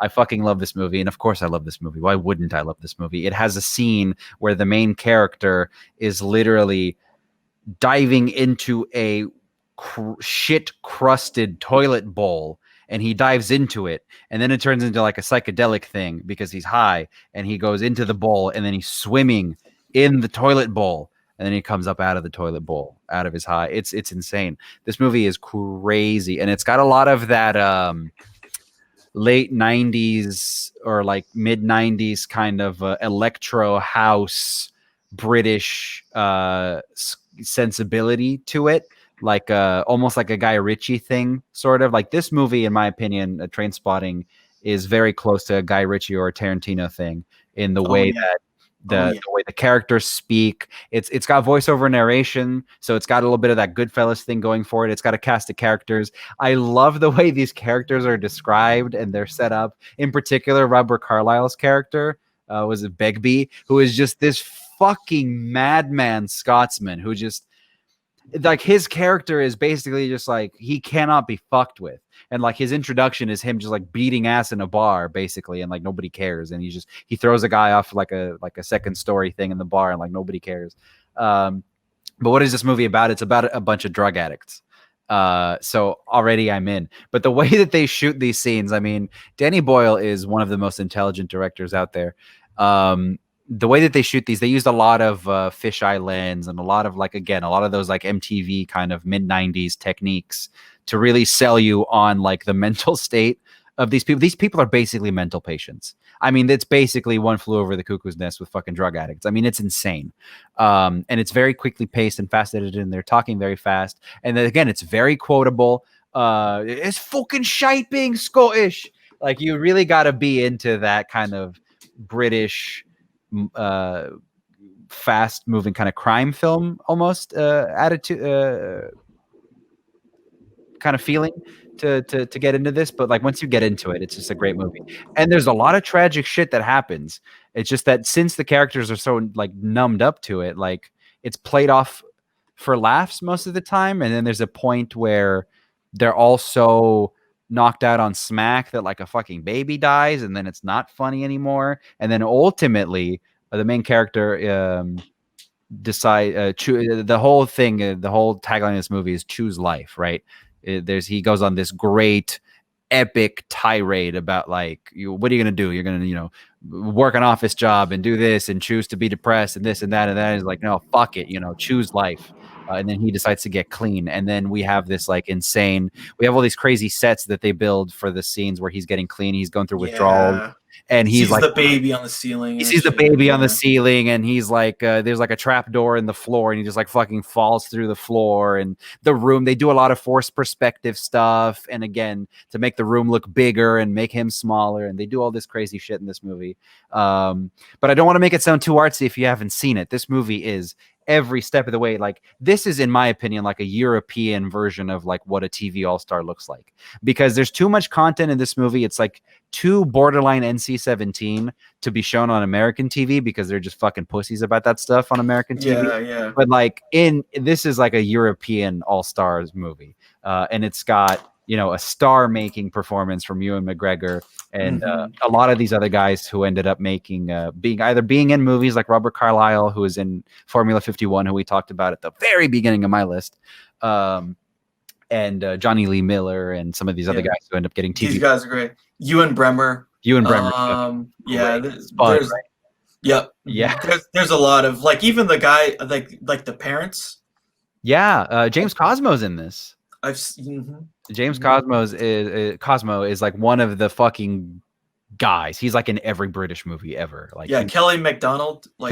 Seen her on a ton of stuff. She's incredible. The cast is kick ass in this movie. Kick ass. Everything about this movie is kick ass. The writing in particular, I want to stress the script in this is a mile a minute.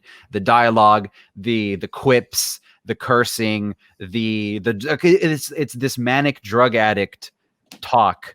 And it really, like, you hate these people are deplorable, because all they're trying to do is they're not doing anything with their lives, and they're just trying to score the next high, and they'll do kind of anything short of murder to get it.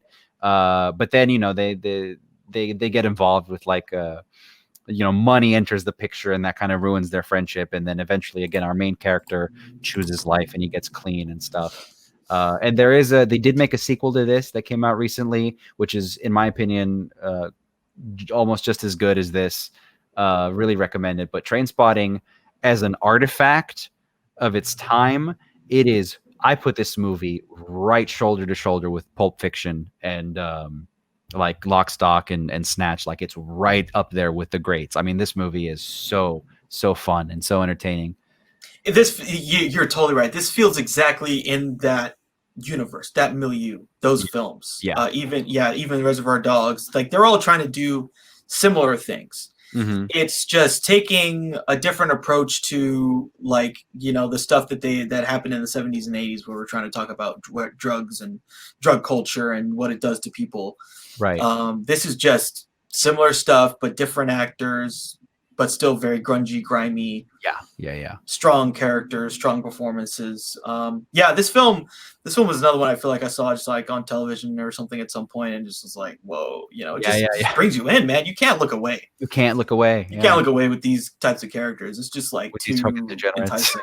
Yeah, because it's like, I'm never gonna live anything like this, but man, the thought that there's people that live anything like this, it's like, what the And I mean, Fuck. and they go all out there. I mean, they do their own nudity. They do their own fucking. They get as close as humanly possible to actually shooting up in the movie. So like they do stuff. Like you can tell these are committed actors, and you can tell like Ewan McGregor is as big as he is for a reason. Um, but yeah, I don't know. Ewan's a fan of doing the full frontal. Well, of course, I don't know if yeah. he did it in this No, one, but he I did. forget or not. He absolutely fucking did. Are you kidding me? There's a scene in this movie where he's fucking Kelly McDonald, and Oh, she did the full frontal, except she was 17, and that was a problem. And she didn't. I mean, they were all about it. They didn't care. But then, like, her parents wanted to see the movie, and then her parents saw the movie, and they were like, "Is this illegal? Do we need to sue?" And, like, it became a little bit of a problem. But yeah. It's like, what's the age of consent in the UK? What's the age of like when how you can do this stuff? Blah, blah, blah. yeah. But this is like the Gen X. This is one of those Gen X movies, the coming out party of like we are Yeah, franchised. We are like our parents, you know, fucking lived through Vietnam. Like I don't know. Like what is the sense of purpose? yeah, This is one of the absolutely the building blocks that leads to like a Fight Club or something. yeah. Fight Club. I was thinking Fight Club. Yeah, Yeah, it's just like what the fuck is our kind of place in the world? This is one of those movies. Mhm. Yeah. Totally. Yeah, yeah. It's been a while since I've seen this movie. But Oh, it's so fun. Yeah. it's dude, it's so fun, it's so interesting, it's so well directed. Like I remember, I Oh, forget what it was, but I just watched that scene with him, and yeah, that first perspective stuff when he's trying to get clean, and like the the way withdrawal. he does that stuff is really brilliant. It is, and they do a lot of like old Hollywood stuff. Like they do it because I did a deep dive on Danny Boyle a couple of years ago, and like I really got into his shit. And like they do a lot of old Hollywood stuff, like forced perspective, trap doors, like fake sets, you know, all kinds of moving things around and camera and stuff, and it's really interesting. Yeah, this is a good one. It's a really good one. Cool. Train spotting. All right, Mhm. so my number 23, we've talked about this before. We're going to talk about it again. It's, one of the greats, Citizen Kane, from Oh, the Wunderkind, the Mr. Orson Welles. Yeah, so this the story of this film is going to go on forever, and I almost feel like the story of this the film is so vast and so nuanced that it would encompass like 8 Netflix series. yeah. Yeah, you can make multiple series just Yeah. about like how this thing became a thing, how this thing almost even after it was shot became an unthing where people tried to Yeah. suppress it, Mhm. how it then became seen as the greatest film of all time, and the reaction to that, and just everything about it. Everything about it is really, really crazy. But this film just does so many beautiful cinematic things so well. And I feel like, at least for me, like trying to like get anywhere near making a film makes me really understand and appreciate the incredible things that they pulled off with this film even Yeah. more. Yeah. Where it's just like this shit's not easy. It's not it's not like they're creating knowledge. They're creating like cinematic techniques in this film Mhm. that are Mhm. just like absolutely incredible. And like there's so many things that he does, even just like the stuff with the blocking, right? Yeah. Like that shot of when he's a kid and he's playing on the little fucking sled outside, and And then then they we pull keep back. pulling out and we Yeah, see him through the window and the action in the foreground. Yeah. I feel like that stuff, even to this day, I don't think anyone's used that type of technique the way that he does. Not in that way. Although I did notice one shot in Mank where they do that, and it put a smile on my face. There's one shot in that movie that I can remember pointing to, being like, they did the thing. They did the deep focus. They did the thing." Yeah, yeah, because he just toured de force, and like not just like default. Okay, you can see everything; it's a real set. Like No, that it's tells you the something staging and everything. Yeah, yeah. about the story. It tells you about the characters and their, basically their amount of power and agency or whatever Right, right, in the right, right, right, scene. right, right, right. Like that to me, that's like really. I'm sure other people have done it, but he did it a lot. He did it multiple times, and in multiple different scenarios. That kind of stuff, like that's purely cinematic. Mm-hmm, That mm-hmm. is what film can do that other mediums can't. Like, yeah, you could do that kind of staging in a play, But with the camera, like again, like that scene, like it starts on one shot of just like a one shot of this kid, and then you get this whole scene play out, and it totally changes the relation that you have with this element, this character. That's something only film can do, and he understood that, and they were able to totally just go wild with it. Like I was saying before, there's tons of stuff where it's basically the equivalent of like what Star Wars was doing, Mm-hmm. like these matte paintings, like that scene where it's him and he's giving the speech. That's matte painting. It's not even that's basically the same as like some of the stuff they do in Star Wars. Like Yeah, it's crazy. it's crazy. 'Cause That was a you matte don't think painting. about it. Yeah. Yeah, you don't think it just looks like Mm-hmm. looks whatever. Like that scene where the guy's looking down at him, like his I guess his opponent or whatever. Yeah, yeah, yeah. The other thing too is like this film is still very relevant. Yeah. It's still super relevant. I mean, I'm not going to totally go there, but like let's just say that when in that scene when he's running, he says, "I don't have a platform, but I know that there needs to be a special prosecutor to attack my opponent, who is a part of a political mafia." Like Yeah, yeah, yeah. like he says that in the movie. And then there's this other great movie where they're choosing like which movie headline to go with. It's like either like he wins or there was like or basically there's like it was like Charles Foster Kane wins the election or there's some corrupt That's right. shit. So, or he doesn't lose. Something happened. Some corrupt yeah. Yeah. That was the other headline, and they were Yeah. basically going to go with there was some corruption and some tomfoolery. That stuff is super relevant to our lives. Yeah. In 2020, and they're just like these bigger than life figures. Like it's a real thing. Like these real people who just like wield tons of power, and what are the machinations of their life. I've gotten to a point when thinking about this movie and like in particular, like what you just said with like the people who hold so much power, like I just turn my brain off to it because I can't comprehend it. Like it's so far above me and like where I'm at. But yeah, also when thinking about this movie, I've just kind of over the years learned to turn my brain off because if I lose my mind, I go insane poring over every detail of this movie. There's so much, and it's so like either it's invented or it's used in a really interesting way for like a thematic purpose or for to enhance the form and everything, or to enhance the kind of function of the film. It's just so there's so much, and like it just I feel like that Charlie Day meme of him with like all right just I'm just like losing my fucking mind trying to like keep it all in. And the thing that really blows it up for me is that he's 24 when he does this. Dude, I could barely wipe my own ass at 24. I mean, it's crazy. It really is crazy. I mean, this is just like one of those things, right? Like you were talking about, like this is basically a bunch of Hollywood rejects. Yeah. Herman Mankiewicz, it's Orson Welles. There's all these other people that are working. RKO is kind of a mid-major studio. Yeah. They're making this thing about a guy who, is a real person, but they use a different name basically to kind of shit on his life because, people kind of have a thing out for him. Yeah, right. And it's just one of those things. It just popped off. Yeah, there's they made a really great movie. Yeah, and like the narrative, like the way it's told, it just says, like you said, it says so much. The fact that we never get his perspective. Yeah. It's anecdotes. The Charles Foster Kane perspective. We don't actually know the truth.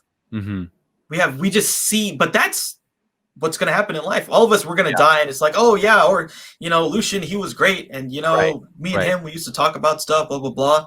Is that really you? Does that really say what you would want to say about yourself? But that's what's left. Mm-hmm. That's what would be left, and that's the recollection of everybody else. Yeah, and it's really kind of it says so much in so many different ways, and like there's that great scene at the end when he's like looking at the snow globe or whatever, and he's like what the, he just sees that he's living in a world full of stuff that he doesn't give a shit about. Yeah, and his life has been a total fucking waste. and so all he can do is just be mad and rage, but it's futile because the end is coming, and he didn't do the thing he wanted. He lost out on the thing he actually wanted. And then we get that great shot of him in the mirror, and there's just the infinite reflections I of him. love that shot so much. Yeah. And there's so Yeah. many. I mean, there's so many. There's I could go on and on and on and like bring up examples from the movie, but like Yeah, there's so much. it's Right? just such an achievement that it's just kind of wild to think about. It's Because really it, wild. because it is like I think that's one of the things I said when we talked about it last week is just it still feels modern. Like it still feels like it's able to play to a modern audience. Like a lot of the shit that we're still doing, and even this the story arc with watching the guy's rise to fame, and then his wife, and then or his lover, and then because I think he does have a wife, and then he falls for Susan or whoever the fuck, right? Yeah, he has a wife, and then there's like the side chick who's a singer or whatever. Right. That's in every fucking Scorsese biopic, every Clint Eastwood biopic. It's in every, like we keep doing that. And this movie did it all kind of so That's where long. the clapping meme comes from. That sequence where he's Yeah. she's terrible, but he's fucking clapping, and they have again the cinematography is unbelievable in this I film know. Right. on so Like, many levels. you could just keep going on and on and on about every aspect of this film. Because it's not just that; it's technically proficient. And I remember even what's his name? He did a track. Robert Ebert did a track, like a commentary track for this. I haven't listened to it. I really need to. It's But on the disc that I have. Yeah. yeah, but he said that this film has more like effects shots than Star Wars. Yeah, I believe that. And it's small stuff. It's like digging a hole to do a really low angle shot. Well, everything they were doing was a special effects shot. Yeah. Yeah. I mean, the movie opens up with the fucking reflection in the snow globe. It's what? and then of course, your main character dies, and then because the screenplay aspect of it is not to be downplayed, because it is considered to be the greatest screenplay ever fucking written too. So you've got like, not only do you have that, and then you have to execute on that, and then you match that with like exactly. Like it's insane. It's insane. Yeah. Exactly. Not only is it a really, really great story told in a way that is very different, but for a reason, right? Mm-hmm. It's not just like, oh yeah, I'm gonna that is a sequence. Yeah, fuck you. Yeah, it's not a sequence because he's dead, and then we're getting perspectives of other people telling his story, which says something thematically in and of itself. Yeah. But on top of that, it's still doing the film thing. It's still like it's sold out of sequence, but we're still seeing the like him as a kid, him when he was like a teenager, and then him as a young adult, and like there's that great reveal. It's like he spins around, and it's Orson Welles the first time we actually see him as Kane, and he's like starting the newspaper. Mm-hmm. And we get that great shot that he used that was done in like an old 1920s John Ford film where he's like, it's just a picture of them, and then it transitions into them the live action thing. Yeah, the live action them taking a photo. Yeah, that was a John Ford. This whole movie is like basically taking the John Ford and these other techniques, blowing them up big time. Yeah, and it's just like all this stuff, this stuff, the narrative and the cinematography and the techniques, all used to tell the story. Yeah, it's wild. It's amazing. It's absolutely amazing. Yeah. Many annals and annals can be written and talked about and said. And will be written. And I hope that my only hope with this, and it's not like Citizen Kane needs my fucking vote of confidence, but like it does. I can see how it can get annoying when it's constantly talked about as the greatest film of all time or one of the greatest films of all time, and like you're kind of, if you pay attention to movies in any capacity, you've probably heard that, and that probably turns you off to some degree, where you're like, I just want to like shut the fuck up about it, kind of a thing. But I do think it holds up to like, if every like if you are able to watch it, you can understand why. Yeah, totally. Yeah, I think that's the thing too. Like if you understand it, if you can see what. Because it's like you said, it's doing so much. It's doing so much stuff. And it's really efficient at It's what it's 2 doing. hours. That's the thing. It's 2 hours. It's not like it's one of the greatest films of all time. Also, it's 5 hours long. And so that immediately, like, no, it's as consumable as anything we're making these days. Yeah. And it accomplishes all of the stuff that it accomplishes. Yeah, it's really incredible. It's really, Yeah. really incredible. Yeah, so Citizen Kane. Yeah. It's my number 23. We did it. We did it. What does it say about it? I mean, that's crazy, man. How much better are these lists going to get? We've gotten through Citizen Kane and we're only in the 20s. Yeah.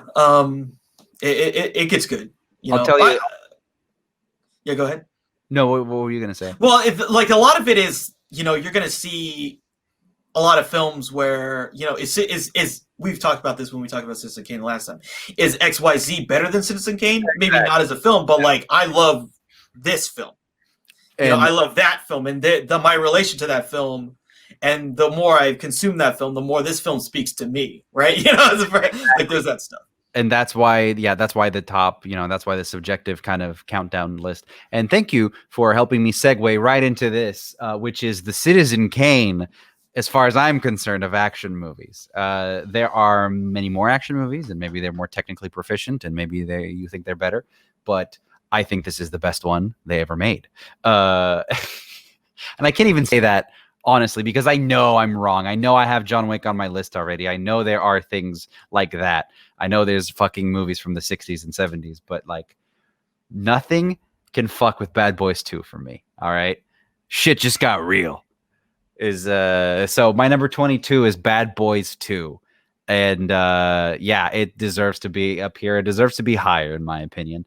Couple things about this movie. I mean, I don't have to talk too much about it, but like that freeway chase scene in the Ferrari, boom. The scene in Cuba with the Hummer where they're going through an entire fucking village. Dude, they invade Cuba. They invade Cuba and blow it up. Cuba in this fucking movie, but like late in like 2 hours into this movie where you've already had all of this shit and it just keeps giving it to you. It's kind of like how the people say that The Dark Knight has like 3 or 4 false endings because it just keeps going and there's like set piece after set piece after set piece. This is the Michael Bay version of that. Like this movie's an abundance of riches because you've got Will Smith and Martin Lawrence, right? Who we know are just a dynamic fucking duo, and they're very funny. And the first time we see them in this movie is at a Klan rally. Automatically, that's funny to me. That's very funny to me. Yeah, they're like, oh shit, it's the Negro. It's Michael Shannon. yeah. But like really the way that funny they in this? say that, yeah. Like when they come out, and all the racists are like, whoa, and they're like, ah, shit. It's very, very, very funny. He shoots his partner in the ass, and then they do the whole thing, and then the video store where they're like, yeah, you know what you did to my ass the other night? I can't even get hard anymore, and it's broadcast in the whole store. I did an entire thing when I was in film school. I did an entire thing of I took a directing actors class, and I directed 2 people during doing that scene. So like I have a personal attachment to it.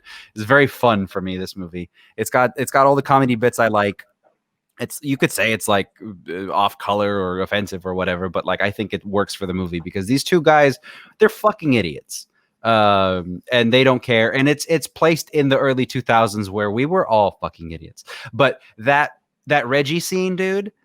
Oh yeah, the Reggie, and then they pay that thing off. Too. They pay that off in the third movie. Yeah. But I mean, just there is an element of like Will Smith is a very clean cut kind of a character. I mean, he's primarily doing family movies, like he did Legend of Bagger Vance and stupid shit like that. Like he was trying to be he's trying to keep that. We talked about this. Like when you're Will Smith, like after he did Independence Day and then did Men in Black, he became a commodity, and the people who are the basically his team of people, they want to make sure the commodity's value is high. And they're like, oh, if you say fuck, then there's going to be this many people that aren't going to want to see your movie, blah, blah. And it's like, fuck that shit.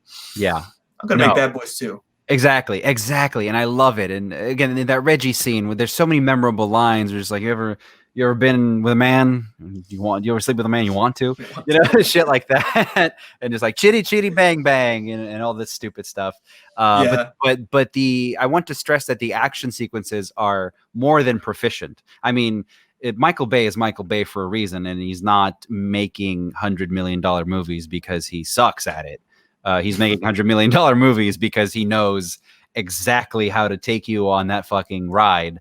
And I like this brand of action more than a Transformers, more than an Avengers, because it is relatively grounded. I mean, flipping Ferraris and having freeway pileups is not grounded, but it's at least it's not lasers and it's not like space invading us. It's literally undercover cops doing it. I mean, it's fucking wild, but like that elevates it for me. That makes it funnier to me. That I'm supposed to believe the two guys, and then and you know they play it off in the movie with the Joey Pants character. Yeah, He's just like, hey, you fucking what? You did 40 bodies I gotta deal with, and what? You didn't even get me the guy's name. I mean, it's kind of self-aware. Yeah, Joey Pants with the woo-saw. Doesn't he like he? So there's another thing in this where they so they go to his place so that he can okay them to like he can okay them to do something, and to Martin do something. Yeah, and he's just fucking licking his palms, and he's just like he's like humping something. Yeah, he goes. Yeah. He starts like touching himself to like his family photos and stuff. It's really cool. I mean, and it's juvenile and it's stupid, and it's like it's really stupid Michael Bay humor. But I think it's fun and it works. It's fun and it works. I mean, it's combined with the again the scale of some of these action sequences. Oh, dude! Well, isn't there one they I think is it maybe before the chase happens? Like, there's basically a shootout at like a dealership or something like that. Oh, it's the shootout in the crack house with the Voodoo Boys. There's that great scene. There's that one of the greatest shots in like all of film for me when we're doing that 360 shot through the bullet hole. Yeah, and we're seeing the guys on the other side. They're not sure where the bad boys are, and they're like, you know, they just look a certain way. The production design is done really well, and then on the other side, you've got Will Smith saying like, he's like he's got two guns. Dude, that is some cinema right there. Like, all you gotta give me is Will Smith dual wielding pistols, like shooting through this side, shooting through this side, and there's people on the other side. Yeah, and then he's like listening, and then he hears the guy. It ends on the other side, where the guy like he's listening, then he puts his eye to the hole, and then you realize the gun's on the other side of the hole, and he shoots him in the fucking head. It's really cool. And then they pay that off with a joke where he's like, oh, what happened? Huh? Oh, he dead. He's dead. Oh. Yeah, he can't tell me because you fucking shot him. You fucking shot him, yeah. What's his nickname for him? Like Killer Mike or like something like that? I forget it. He has a nickname for him. For Mike. Mike Lowry? For Mike Lowry, yeah. Because he's always killing people and shit, and he's always in that scene. Yeah. Going crazy. Yeah, it's something like it's that the two of them really like that dynamic. Yeah, it works. That's a design by committee thing. Like when they were making the first one, they were like, all right, we got these two guys who have their own sitcoms basically, and like we think they would work together. And I think lightning happened to strike for them because they do work really, really well. Yeah, because that's, the first one's really before Will Smith become. What year did the first one come out? 95. So it was like during Fresh Prince.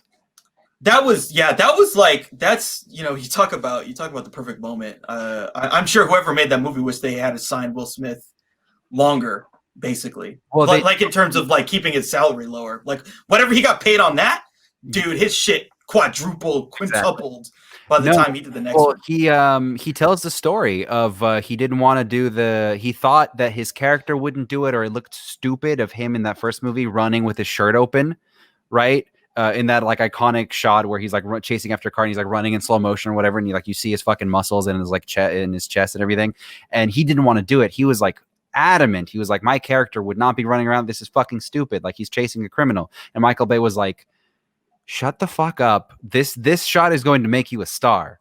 And he just had to basically talk him into doing that one thing, and sure enough, it did. So. Sometimes things work out that way. Yeah, Will Smith. He also said that Spielberg had to talk him into doing Men in Black. That was funny. He said, "No, don't use your brain. Use my brain. Just do this movie. Do it." Will Smith was really like he had a lot of help. Like he was really kind of. Yeah.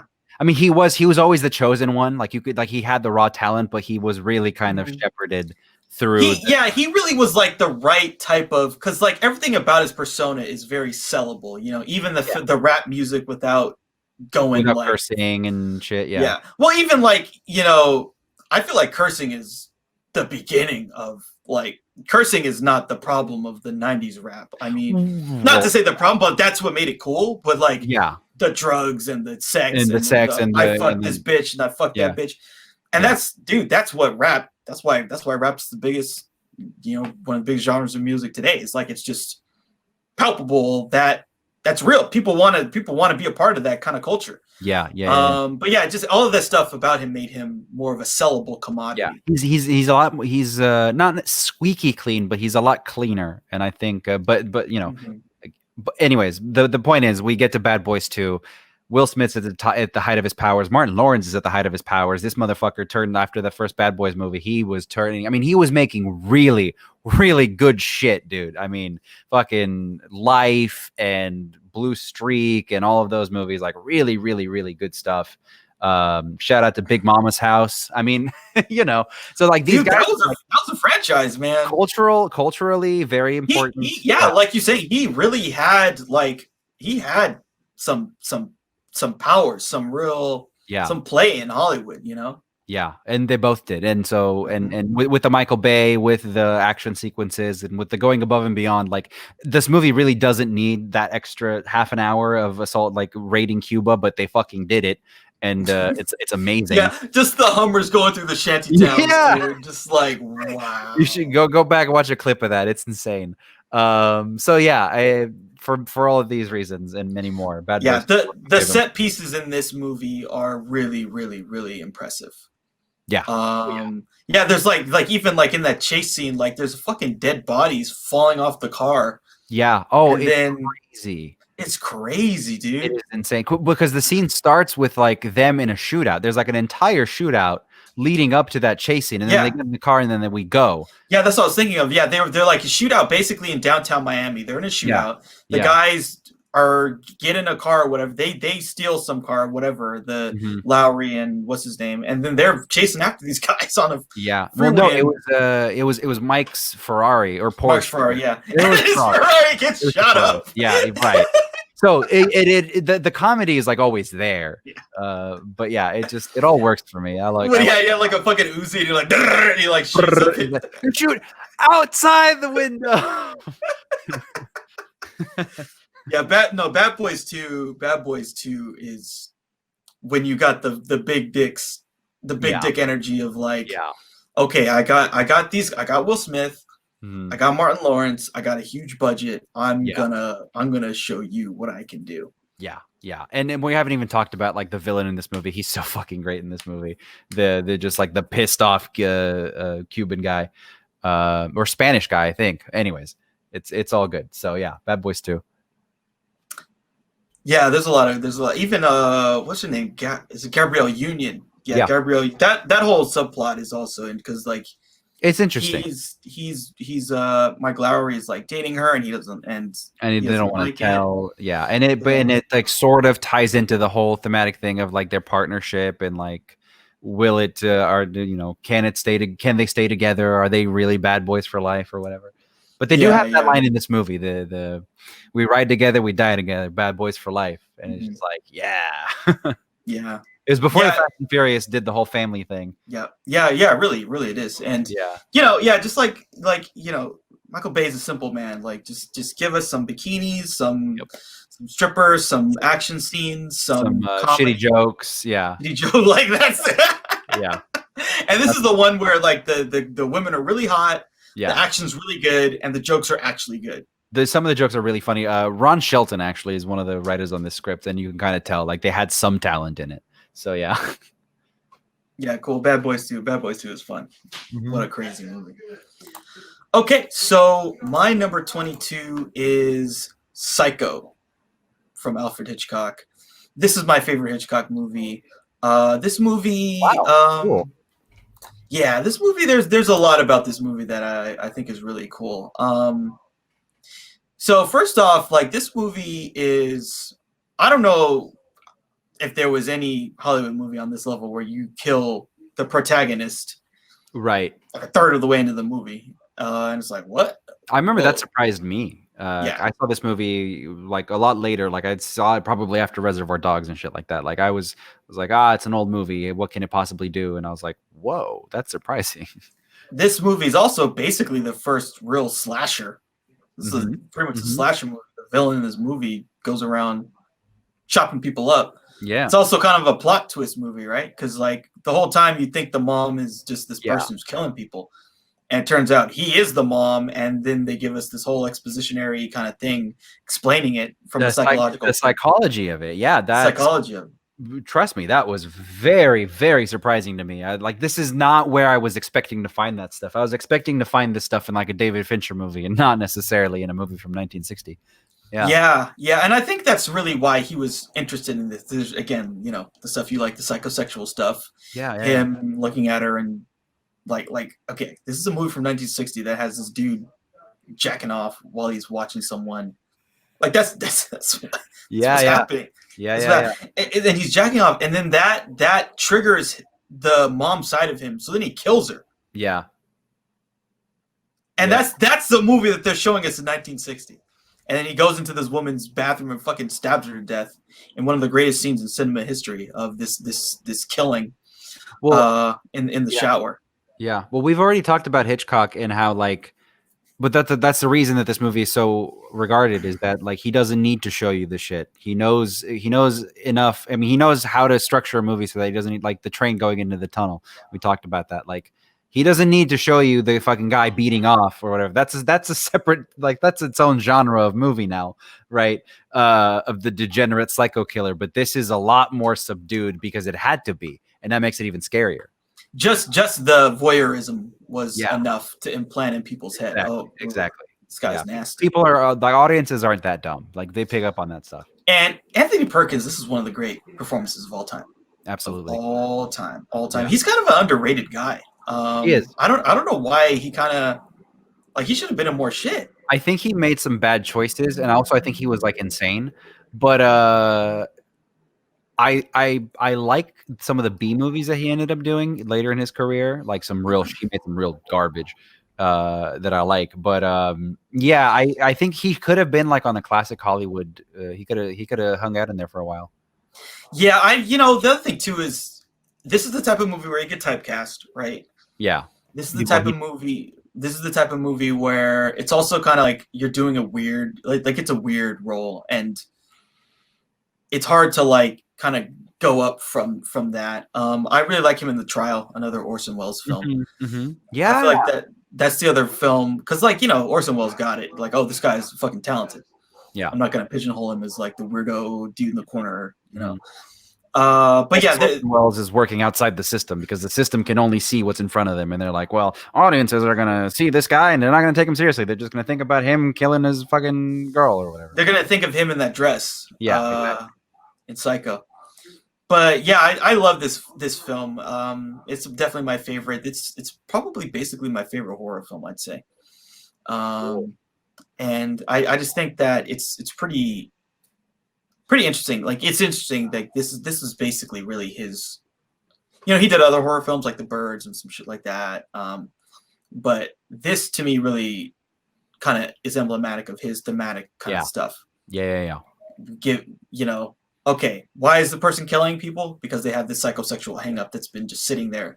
And we are just there we just, by happenstance, the thing that he loves the most, right? Is like, just because she couldn't see shit on a rainy night and she had just stolen some money. Exactly. She goes there, this guy gets a boner, and that's why we discover his psychosexual craziness. Mm-hmm. Otherwise, he could have just been there for who knows how long, being just the little guy in the corner with his dead mother's body in the fucking basement.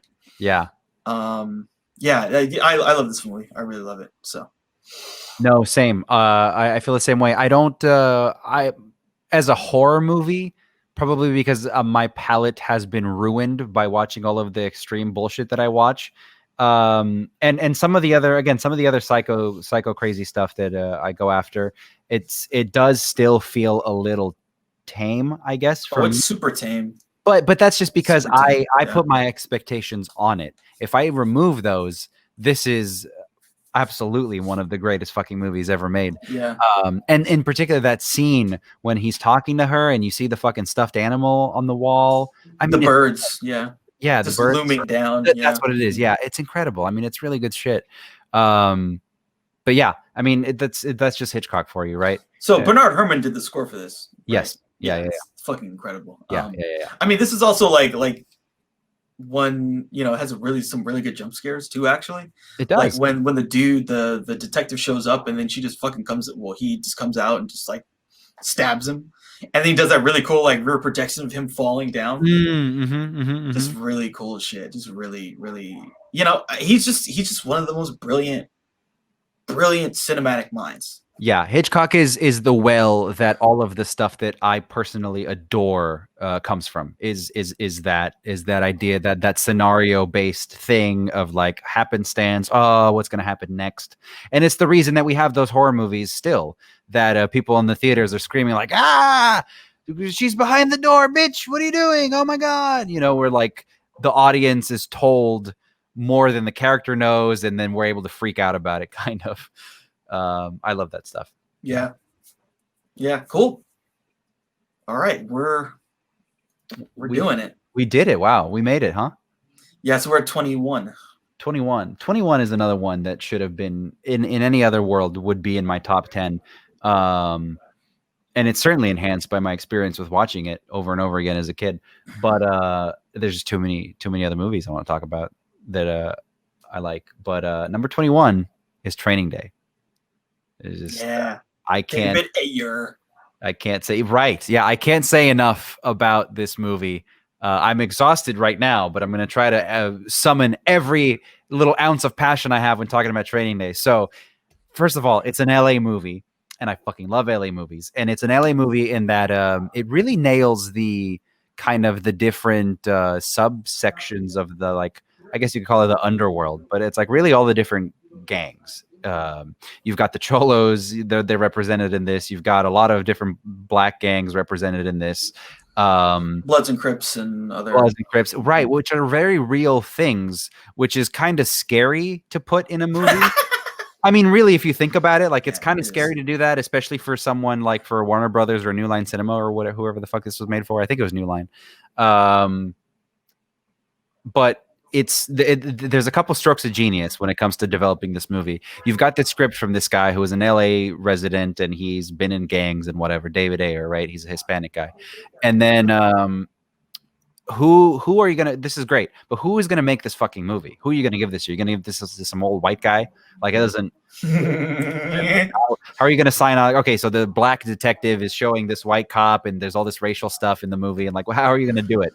And then finally they hire Antoine Fuqua, who did The Replacement Killers, which is a great fucking movie, but an action movie. And really Antoine Fuqua is, people like, he kind of gets pigeonholed as the Training Day guy, but really what he does is he just makes shitty action movies. Like, it's a delight to me when he went back and he made Olympus Has Fallen and Magnificent Seven. I was like, yeah, this is the shit that he's trying to do. And then when he made Southpaw, with Jake Gyllenhaal, I'm like, yeah, it's good, but like maybe not your strong suit. But I think the stars align for Training Day so perfectly because he also has that sensibility, that knowledge of, like, the inner workings of the underworld and the gang life, and he's able to go to these neighborhoods and personally liaise with some of the people in the neighborhood and say, hey, we're going to shoot a movie here. We're not going to depict it in a weird way, because that's kind of the fears. It's like, well, fuck you, motherfucker. We made it out of the 90s and you saw all the shit that like Menace to Society and all those movies. Like, we want to kind of change the image, of Compton and some of these places. And he was like, we're going to do it classy and we're going to show it legit and whatever. And he did, and he kept his word. And so but they were able to shoot in real locations, and all the extras are real fucking gang members that have probably murdered people, right? But they're all everybody's coming together to make this greater thing. So I like that about it. I like the authenticity about it. A Training Day, and then the plot is just incredible. I mean, it's a simple premise again, and it takes place over the course of a single day, which I'm always a sucker for that shit, for that kind of device in a movie, where like, here we are at the beginning of the day, and then by the time the day is over, everything's completely changed. I like that idea a lot. and I like that they put Snoop Dogg in a prominent role. They put Dr. Dre in a prominent role, and a couple of these other like heavy hitters are in this movie. Scott Glenn has an incredible like monologue in this movie, and so we basically just follow Jake Hoyt, and I forget what Denzel's character's name is. I don't have it in front of me, but we just basically he's training the rookie, and it's kind of pertinent because he's a filthy cop and he's training this guy and how to like this guy's really green and he's like, we're gonna go get the bad guys, right, chief? And he's like, smoke some of this fucking crack with me. Yeah, yeah, You know, like if you don't take a hit of this, then we can't be friends, kind of a thing. yeah. So there's a lot I could say about this movie, but I fucking love it. Yeah, there's a lot that can be said. It's Denzel's Denzel, man. Yeah, Denzel's a fucking force of nature. yeah, He is something else. Ethan Hawke is great. That's you got to be good to be able to play across from this Denzel, yeah, yeah, who's really like a force. yeah. I mean, that's why this movie is. I mean, there's some other stuff, but I really feel like it's the Denzel performance. Yeah. And the Denzel in this type of world, because he commits to it. He commits to the character. Totally. He does. Yeah. Totally. Yeah, one of my favorite scenes is like when he leaves him at that place with the Mexican gangsters. Yeah. And he realizes he left, and it's like, Left. fuck. And then the guy says, "Hey man, you ever had your shit pushed in?" It's like, Yeah. what the? Your shit pushed in, bro. That's a David Ayer line. I mean, Yeah. it just screams that is a David Ayer line.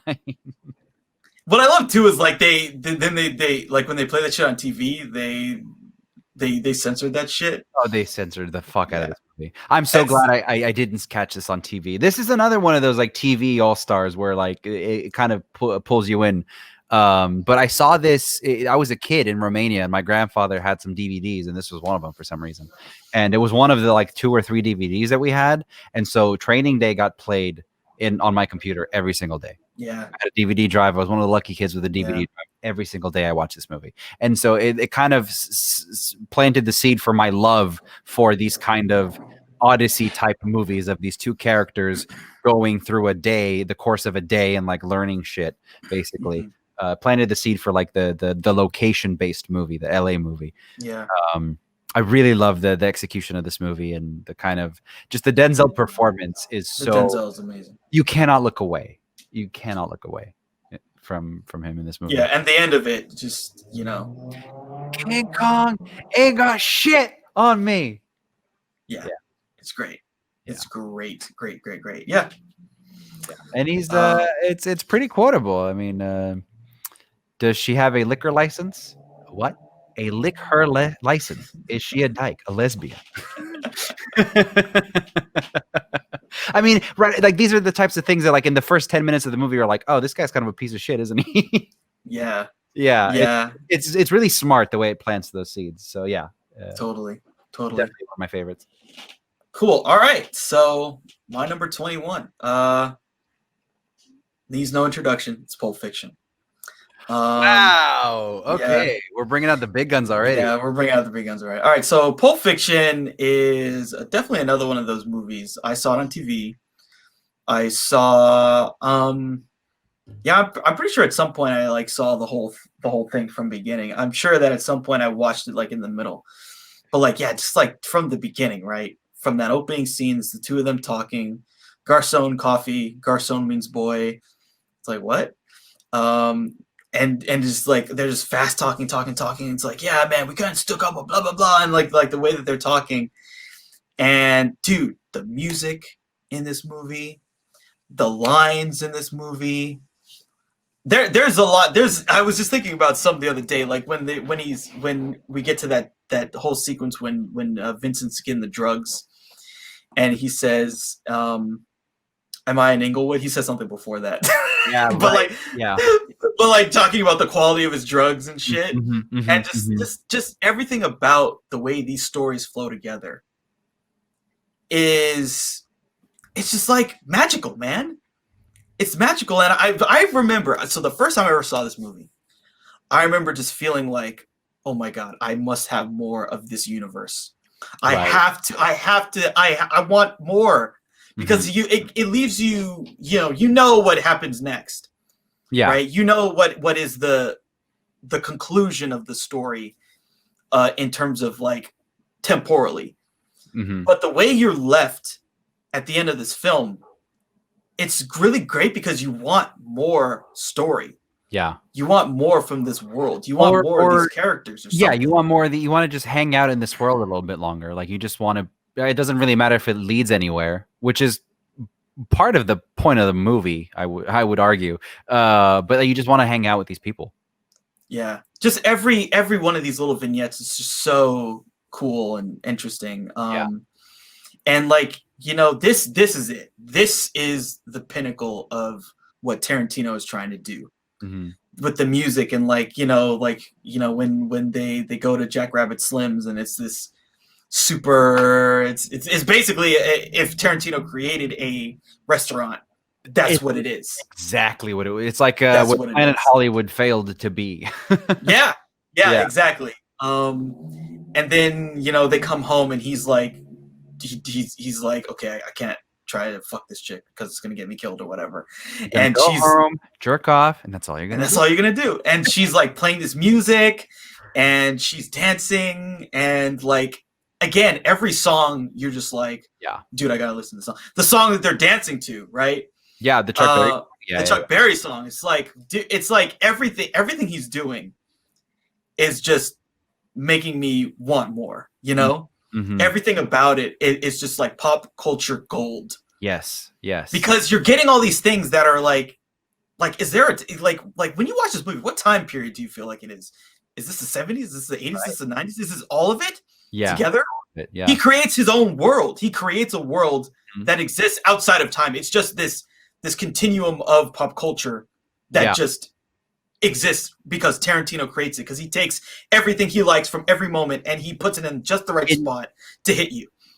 Yeah, in Tarantino's world, every human being on the planet is as passionate about these shitty movies as he is, or is as passionate about these old songs, or is as passionate about this time period as he is, right? Because everybody in this movie is constantly talking about, like, yeah, this cereal and or this movie that I saw, or this fucking song, or no, that wasn't him, that was the other guy. He was the guy who played in that one band, and like everyone is just so obsessed with all this pop culture stuff.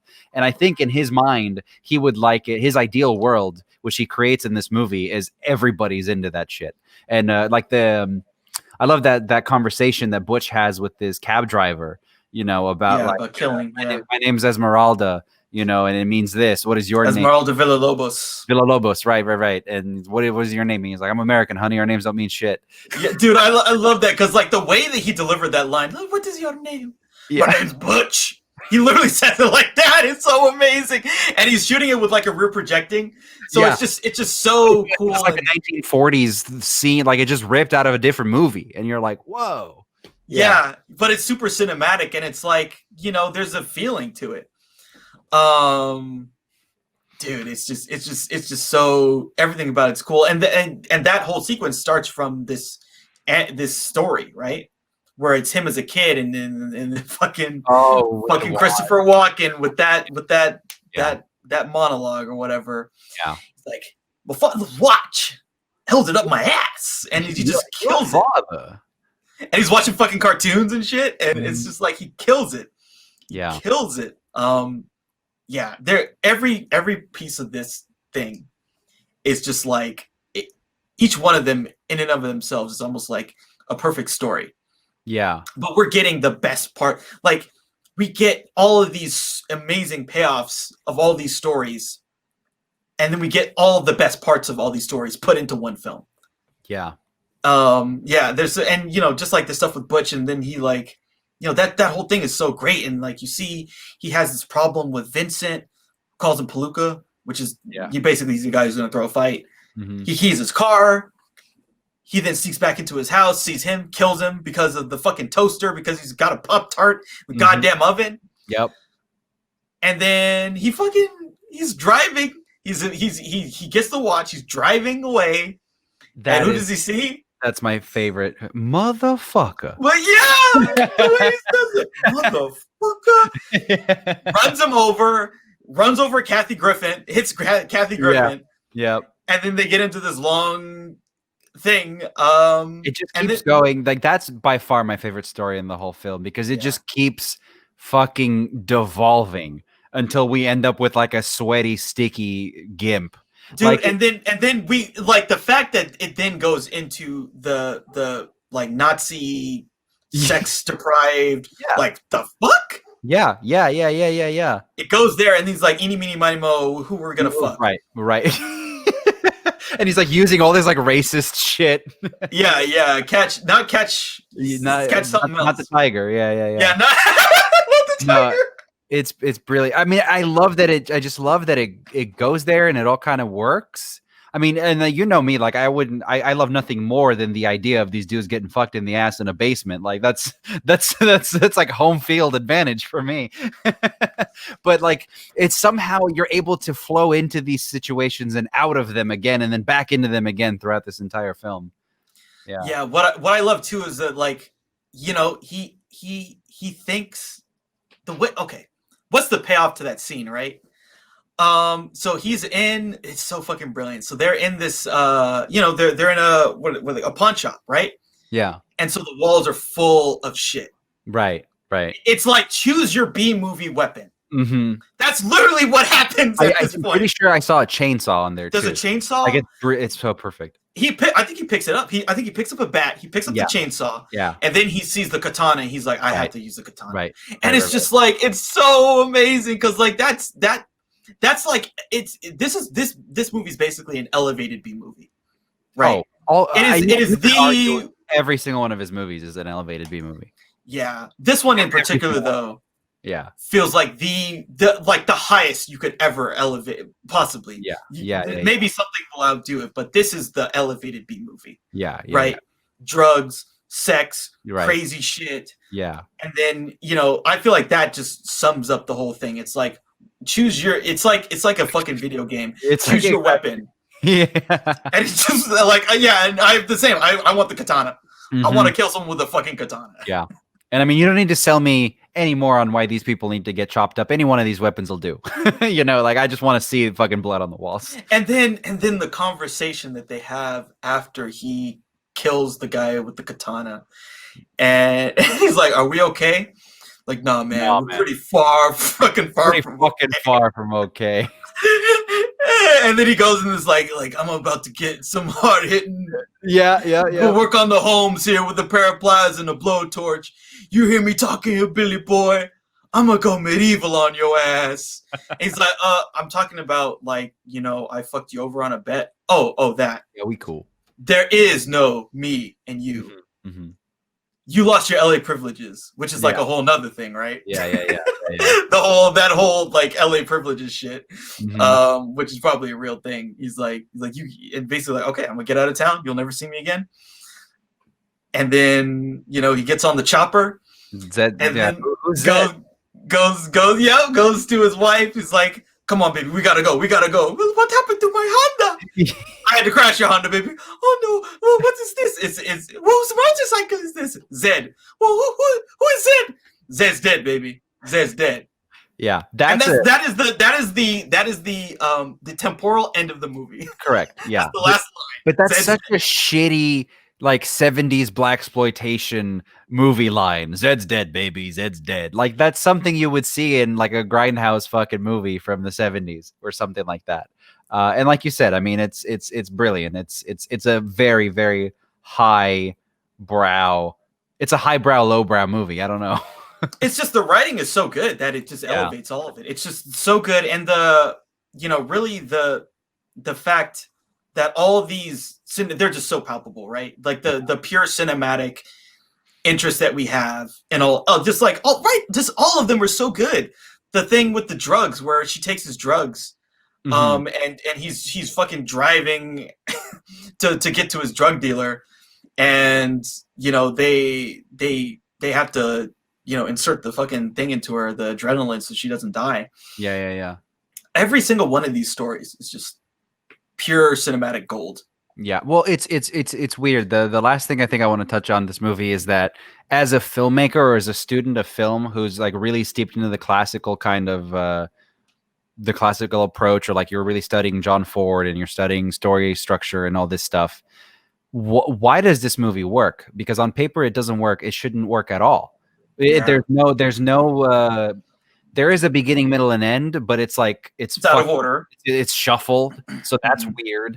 Um, Nothing really happens most of the time. It's just people going off on non sequiturs.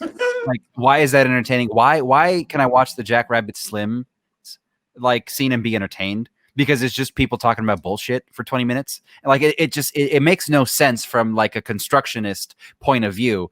And that's, I think, that's what makes this movie, people keep coming back to it, because even people who are not privy to the B movie stuff or to any of the like movie making magic that goes on behind the scenes, they find it entertaining, and they don't have to be explained why it's entertaining. It just is entertaining. So like, again, as a student of film, you have to like, you rack your brain and you're like, why the fuck does this work? It shouldn't work. Yeah. So I think people have given, so I'll give you like what I think is the actual reason, and then I'll give the analytic the analytic reason. So the actual reason is that there's one true rule in filmmaking and any type of entertainment. One true rule: do not be boring. Right. That's the rule. This film is anything but boring. It's also very quotable, right? Like I just reeled off that whole sequence with him and Bush, Sure. and it's just like it sticks in your head. That's what entertainment is about, and as long as you're doing that, you're succeeding. Mm-hmm. And it does that. Look, everything from the beginning, to like, any of you fucking pigs, like that shit is memorable. Any of you motherfucking pricks move, and I'll execute every last motherfucking one of you. And then the hard cut to Mr. Lou, freeze frame to like that. What was that? The Beach Boys or some shit? No, it's Mr. Lou. It was a surf rock song. That surf rock song, and then it just like, it's like, again, it's like that. It's another musical interlude leading us into these two gangsters about to kill someone. Yeah, but they don't do shit. They're just talking about burgers. They're talking about burgers. Yeah, they're talking about burgers. But yeah, I think the high level reason is like it does a lot of things cinematically that work. Like thinking about that scene and how it then transitions into these guys with the gangsters. It's just like a perfect flow. That scene brings you right into what this film's about. It's about people talking. It's about people, these quips. It's about very memorable stuff. It's about these basically degenerate thieves, murderers, whatever. But it's pulling back on that. Like at first, all we see is a couple. And it's like she's hella fake, and she's like, "Oh, thank you for the coffee," and she's about to fucking rob these people blind. Right. That's what the film's really about. It's like start on a close up of a person, and then once you get into the wide shot, you realize they're murderous, crazy, psychopathic people. Mm-hmm. That's what the film is, and that's what happens throughout the whole film. Is like the more we peel back, the more we see they're part of this degenerate underworld. But you get interested from the jump in understanding these people, the conversations, right? Mm-hmm. Like that's why that works. That's why the scene with Vincent and Jules works when they go and they kill these people. Mm-hmm. And he's just fucking like, this is some of the best writing ever, right? This dialogue, like the speech he gives, like when he's killing them, like some of the best shit ever. Oh yeah, absolutely. It's just some of the best shit ever. Yeah. Like when you're that good, it's gonna be good. I think just real quick, the analytic, like what's actually, I think the thing that's happening is the way that we end with the Jules situation. He's the only character that really changes. Mm-hmm, mm-hmm. So he does change, and we end with him saying, "I'm going to give up this gangster life and move on." Yeah. And we see him move on, and then it comes full circle, mm-hmm. right? Because, and as he says, in another world, I would have just killed you, motherfuckers. Just boom, like that. I would have just killed you, and I would have not thought twice. But this thing happened with me in the situation where I should have died, and it's making me rethink if I should even be doing this. And we see, earlier we see that Vincent gets killed. Yeah. So maybe that kind of justifies. There's a little bit of a thematic thing there. Yeah. Because Vincent gets killed and we don't see Jules anymore. Yeah. So I guess that's the thing that works, I guess. But I don't know if they really thought about it that way. I don't think they did. No, it's just a series of interesting stories. Yeah, the last time I looked into it is they for the longest time that wasn't the book end of the movie. They were gonna use a different scene. I think they were gonna use the Butch scene probably, but yeah, no, I mean that was more or less rhetorical the whole thing. But like I can see, I guess if you are someone like a Tarantino that is such a student of all types of films and is not snotty or snobby about it. And it's not just like, I will only study the really high class types of filmmakers. I will study all films. I love them all equally. Everything from a fucking Foxy Brown to a, Jean Renoir film, all of it. And then you understand you can't help but write a thing that is good and entertaining because you kind of just get it. And I think that's my hypothesis, at least, as to why he is as successful as he is, because he just really wears his influences on his sleeve. Yeah. And it's interesting that he hasn't been too corrupted, or rather you could say he hasn't really been corrupted at all by like Hollywood power to like, because they keep trying to get him to make these fucking they offered him Star Wars at some point and they keep offering him shit. Yeah, that was a thing. And he's just like, I'm not interested. Like he could become, I mean, he already has become, but like he could be like one of the great money making directors or whatever. Like he could be a Spielberg if he wanted to, but he really doesn't care to. So I think that makes him also an interesting character. Yeah, he's kind of this is his universe, right? Yeah, exactly. But then he gets to be the god of the B movies. He gets to be the B movie, Adonis. And so I feel like that's what he wants, right? Yeah. He likes to play with his toys. I mean, he could have sidestepped like all the heartache, for example, with the Weinstein Company and the Disney and the Hateful Eight and stuff like that. Like he's not always going to have the world at his fingertips. Like he's not going to be able to ever thwart a Disney unless he joins the machine and he works with Disney or something. But he likes to just play with his fucking food. He likes to do what he does. Yeah. Yeah, and really, he's a purist. He's a film purist. He's about cinema. He's about film. He still shoots everything in film. Yeah. He's about that, and he's not about this other stuff. And he wants things to be exhibited and distributed on film. Yeah. And that stuff is basically gone now. Dude, I think I told you this. I weep. My soul weeps that the week that Robert Forster died last year, the New Beverly, where Tarantino's theater, did a month of Robert Forster movies on 35 millimeter, and they pulled out all the stops. I mean, they pulled up shit from like the 60s that like no one's ever and shit like that. And they ended the month with Mulholland Drive on 35, and I was like, and we've already talked about how I feel about Mulholland Drive and David Lynch and all that shit, and I'm like, that's cool. But I'm not gonna drive all the way to LA. I'm close enough. I can see these movies in 35 whenever. There's like 80 fucking theaters everywhere. And then what happened? The pandemic hit. So that's always gonna be a great sadness. Yeah. That I didn't go see one of my favorite movies in 35 because Tarantino probably had a fucking print of it somewhere. Yeah. At this point, even before I any opportunity, I go for it. There was a screening of the I think they call it the final cut of Apocalypse Now in LA. I drove down for that. And I was there. It was really fun. There's a lot of just the people who came were like film people, and Francis was there, and so was Fishburne, and so was what's his name? The guy who played the lead. He was there too. And I think it was the three of them. Yeah, they all come out. Wow.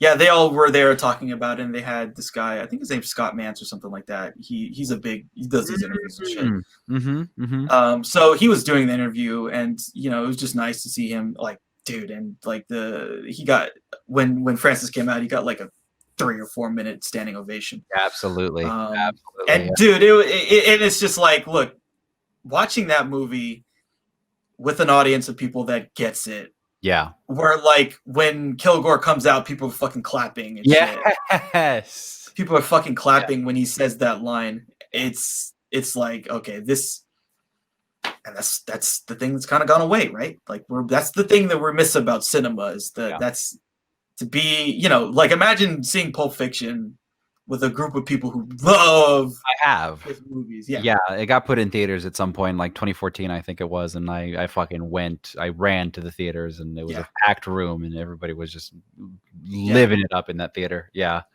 Yeah, dude. It's that's why he wants to protect that experience, the Yeah. movie going experience. Mhm. Because it's really, especially now, it's in grave danger.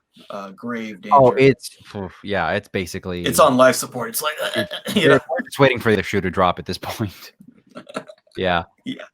But yeah. goddamn, Cool. all right. Are you gonna leave us off on Pulp Fiction? Huh? Yeah, we're gonna leave on Pulp Fiction. We're gonna talk about it again, I'm sure. Dude, we're gonna get to it in like a week or two. Yeah, it's gonna take a minute. Some of these movies get shifted a lot higher for me. But yeah, I can't wait. Yeah. Cool. So yeah, that's it. We're done. We covered everything, right? We covered everything for this week. Yeah. Cool. All right. And we're almost at 4 hours. Yeah, I love it. Yeah. These conversations are getting longer and better. So yeah. I think all right. Yeah. So yeah, we'll be back again soon.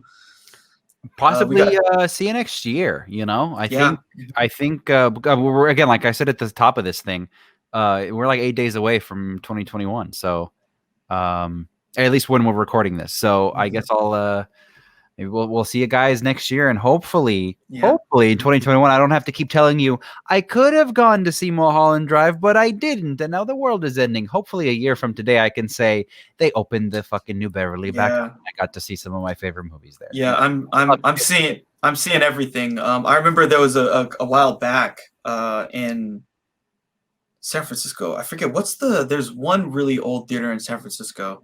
That's like one of those like kind of movie palace kind of places. Movie palace kind of places. Isn't that not the Castro, is it? It might be it's the Castro. Okay, yeah. Yeah, the Castro had like the 70mm of Lawrence of Arabia, and I barely missed seeing it. Yeah. Yeah. You hate to see it. That's something I'm not missing next time. Right. Exactly. I'm making like again that Joker screening. I'm just like, fuck it, dude. I'm gonna make it. Yeah. I'm going. Whatever it is, Yeah. There was another one. I mean, this isn't something everyone would be into, but they did this Zack Snyder thing where they showed like all the Ultimate Editions, and he was there to talk about them. That was in LA last year. That's so fun. Yeah. Last time I did something like that was the Edgar Wright, like the Cornetto trilogy, and that was like a 9-hour thing in a movie theater. It was really that Zack Snyder thing. I really wish I had gone to that, because that was pre-Snyder Cut stuff. Mm-hmm. But it was bubbling. It was like coming, and that was like the first time, like this, like he really kind of just was open about his thoughts on everything. Anyway, so there'll be more cinema hopefully in the future, and you gotta hold it close, man, because like when you got those opportunities, exactly. That's there's a very nice sentiment to leave off on. This has been a very harrowing and very up and down roller coaster of an episode, but I think that's a good way to send off 2022, I think. So cool. Hopefully next year we'll get those experiences back. Mm-hmm. Yep. So we'll talk to you guys again in the future. See you then. See you.